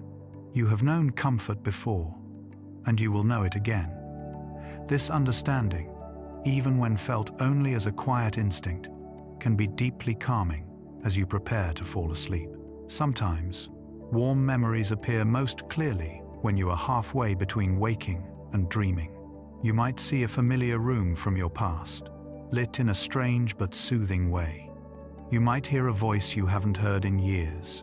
You might feel the texture of a blanket you once loved. These sensations can appear suddenly, without context, as your brain drifts through its old patterns. They do not need to be complete or logical to bring comfort. They are like brief visits from moments that once held you gently. You might think now of the people who created some of these warm memories for you. A family member, a friend, a teacher, someone you knew only briefly. Their gestures, their kindnesses, their patience, these live in you not as obligations, but as soft imprints.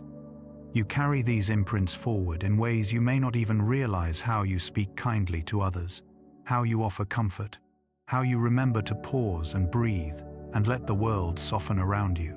The warmth given to you becomes warmth you extend to others. And just as you hold memories shaped by others, others hold memories shaped by you. Small kindnesses you offered, perhaps without thinking, may live quietly in someone else's mind. A gentle word you spoke, a moment you helped someone feel understood, a simple gesture of patience. You may not remember these moments, but someone else might. In this way, warmth does not stay just within you. It travels outward, becoming part of someone else's tapestry of gentle moments. As you settle deeper into the quiet, you can trust that the warmth of certain moments will stay with you, even as the rest of the day fades.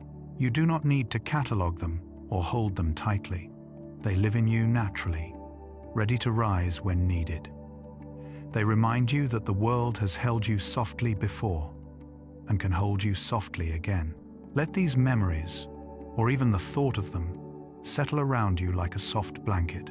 Let them soothe the edges of your mind, dim the noise of the day, and guide you toward that calm inner space where sleep begins to gather. You are held not only by the bed beneath you, but by the quiet glow of every warm moment you have ever carried. And as you drift into sleep, this warmth drifts with you, lighting your way gently into the soft, peaceful dark. 19.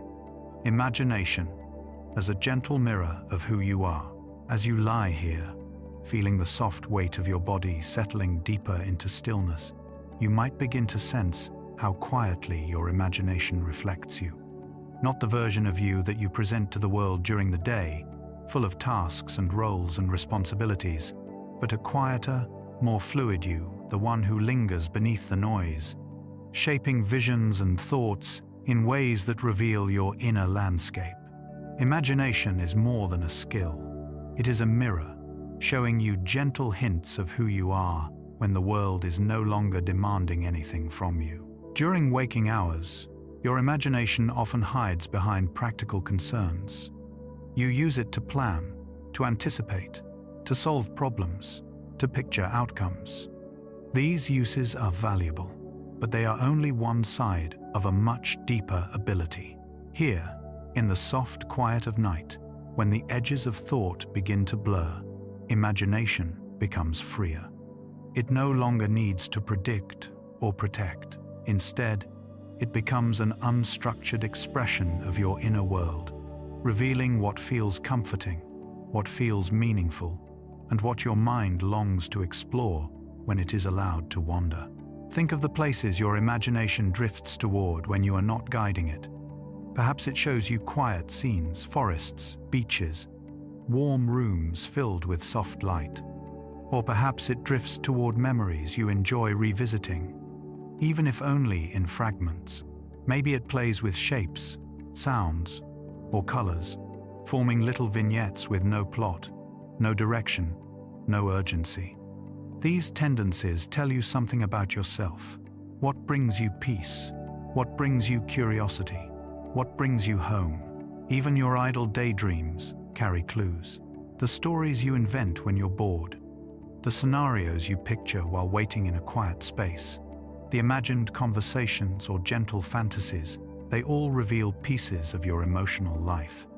They show you what you wish you could experience, what you miss, what you fear, what you value.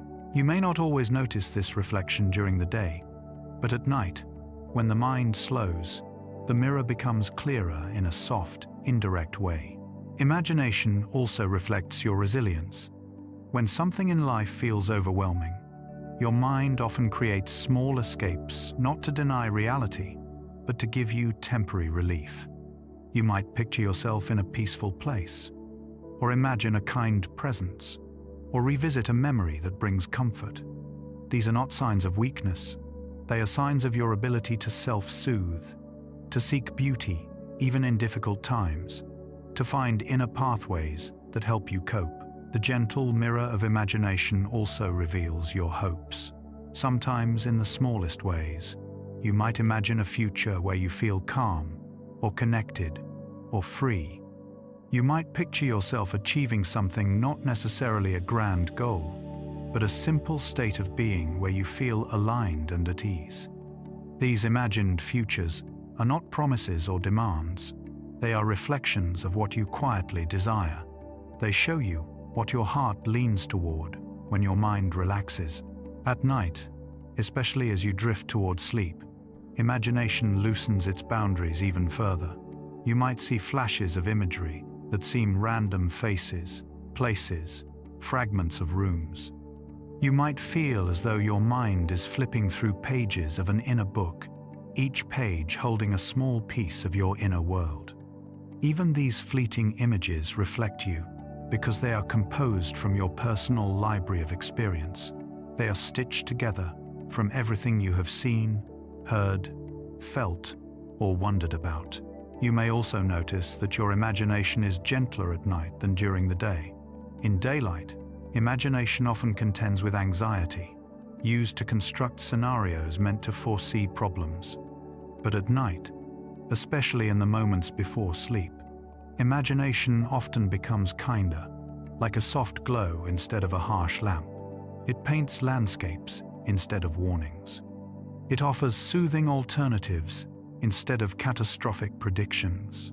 This gentle shift reflects the quiet wisdom of your mind, the part of you that knows how to rest, even if the day was busy or heavy. This nighttime imagination can show you what safety feels like. Notice the environments your mind creates when you are relaxed. Warm light, soft textures, slow movements, calm weather, gentle faces. These imagined scenes are not random. They are your mind's way of showing you what safety looks like inside you. You are not copying these scenes from anyone else.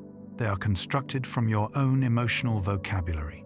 You might also find, as you lie here, that your imagination reveals your capacity for tenderness, the way you picture yourself comforting someone else, the way you imagine being held or understood, the way you envision small gestures of kindness or connection. These imagined moments reflect not only what you desire, but also what you are capable of giving. They show you the softness within you that sometimes remains unspoken during the day.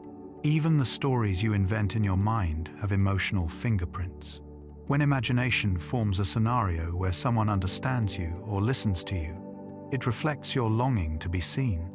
When it creates stories where you are strong, confident, or adventurous, it reflects your inner strength, your hidden bravery. When it paints scenes of calm and stillness, it reflects the quiet core inside you that longs for rest and peace. You may also notice how your imagination handles difficulty. Sometimes you rehearse difficult conversations in your mind, not because you want to dwell on discomfort, but because you want to navigate life with care. Your imagination becomes a rehearsal space, a place where you practice being the version of yourself you aspire to be. Even this is a reflection. It shows that you value growth, clarity, and compassion. If you choose, you can let your imagination drift now, softly, without trying to guide it. Let a scene form, maybe a quiet place, maybe a familiar person, maybe an unreal, dreamlike landscape. Notice how the scene feels. Notice what it says about you, not in a judgmental way, but in a curious, gentle way.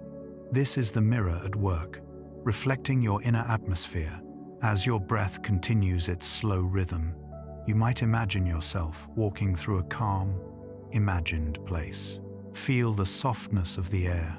Hear the quiet around you. This place is shaped by your inner world, by your preferences, your memories, your longings. No one else could imagine this exact scene. It is a reflection of your mind's unique texture. And as you wander through this imagined space, you may begin to feel how seamlessly imagination blends with memory and emotion. You might sense warmth, recognition, comfort. You might feel as though you are meeting a deeper part of yourself, one that holds your fears gently, holds your hopes softly, and holds your identity in a way that feels stable and calm. Soon, imagination will dissolve into dream. The mirror will shift, becoming more fluid, more surreal. But even in dreams, the reflections continue, showing you pieces of yourself in symbolic form. Your inner world remains alive throughout the night, whispering its truths through images and sensations. For now, before sleep fully takes you, let your imagination be a quiet mirror, a gentle reflection of who you are beneath the noise, beneath the expectations, beneath the roles. You are a mind full of stories, memories, feelings, and hopes. You are a landscape shaped by countless experiences, but also by an inner softness that emerges most clearly here in the quiet. Let that softness guide you deeper into rest. Let your imagination fade into warm colors, into drifting shapes, into scenes you do not need to understand. The mirror will remain, reflecting you with kindness, even as you slip into the peaceful dark of sleep. 20. The quiet gift of remembering nothing at all. As you lie here, wrapped in the softness of the night, you may feel your thoughts slowing into long, gentle stretches of quiet. The mind drifts, the body settles, and something subtle begins to shift inside you. All through the earlier parts of this journey, we have explored memory and imagination, how they hold you, shape you, reflect you, soothe you. Yet there is one more truth, perhaps the softest of all. Sometimes the greatest comfort your mind offers is the gift of remembering nothing at all. In waking life, you are asked constantly to remember plans, responsibilities, conversations, tasks, names, steps, expectations. You are asked to hold the threads of many stories at once, to keep track of time and commitments, to remain aware and attentive. Memory becomes a tool you use almost without rest. Even your imagination serves memory, drawing on it to imagine futures and possibilities. But here, in the quiet space before sleep, the mind gently sets these tools down. It loosens its grip on the day. It allows thoughts to drift away unfinished, memories to fade into soft haze, and plans to dissolve into silence. It does not require you to remember anything. It does not ask you to hold your life in your hands.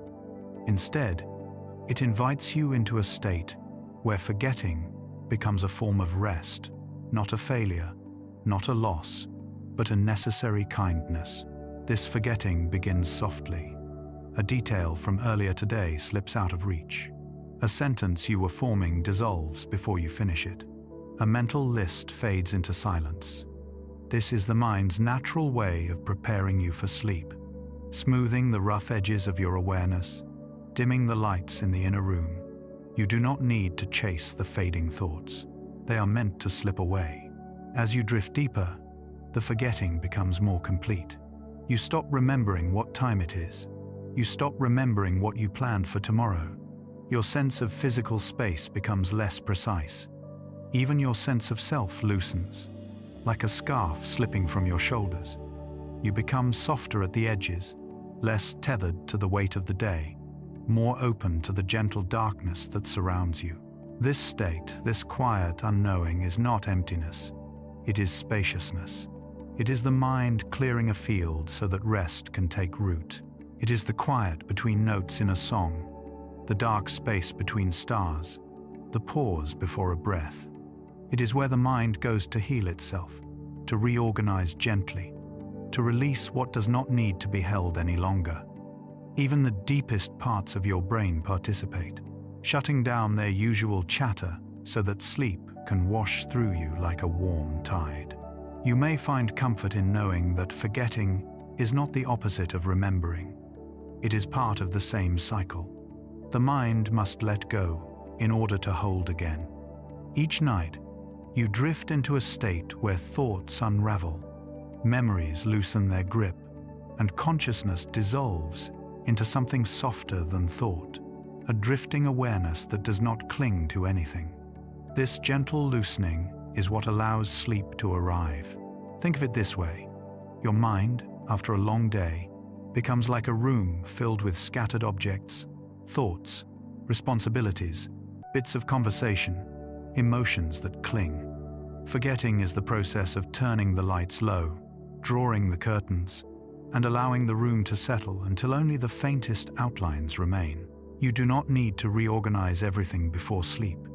You do not need to decide what to keep. The mind does this naturally during the night, sorting quietly while you rest. There is a particular peace in the moments just before you completely drift off, the moments when you can feel your mind slipping into a gentle fog, when nothing feels urgent, when no thought holds enough weight to keep you awake. You may notice that you begin to forget the very sentence you were thinking. You may feel your awareness flicker like a candle flame as the wick shortens. This sensation can be deeply comforting if you allow it to be.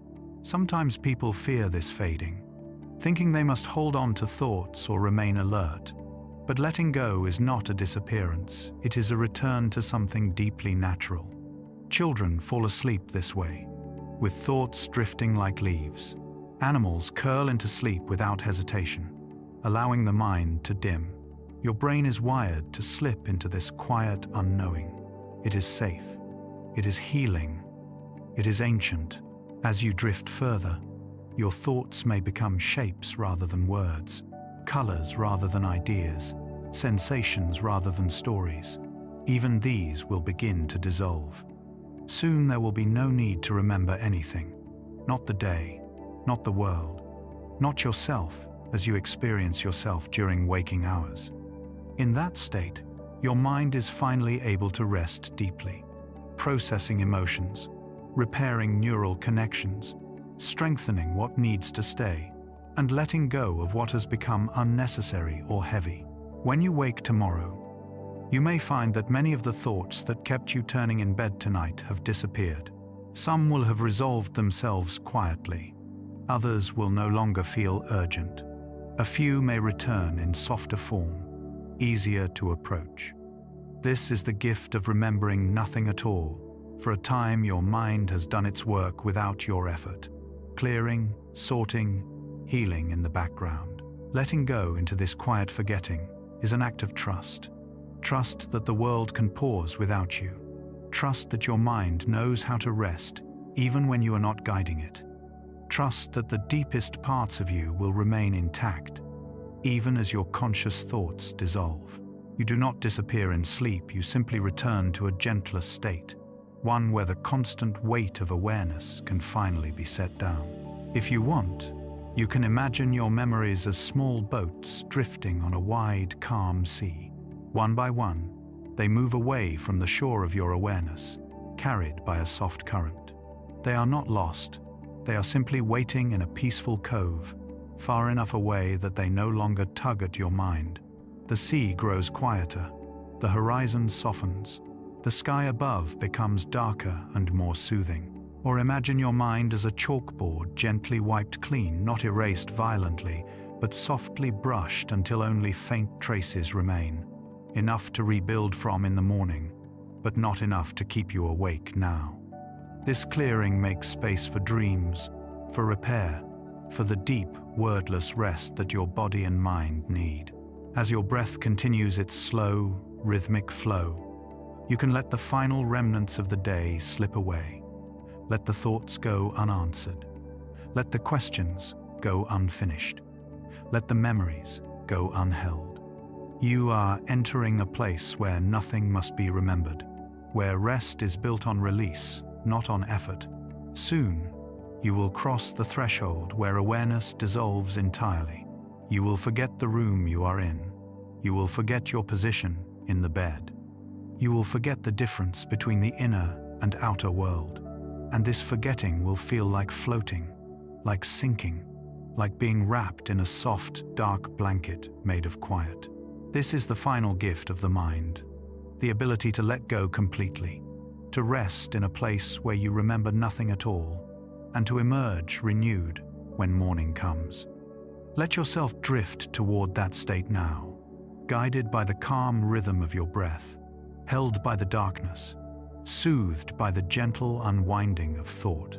There is nothing left to do, nothing left to hold, nothing left to remember. Just the soft descent into peaceful, healing sleep.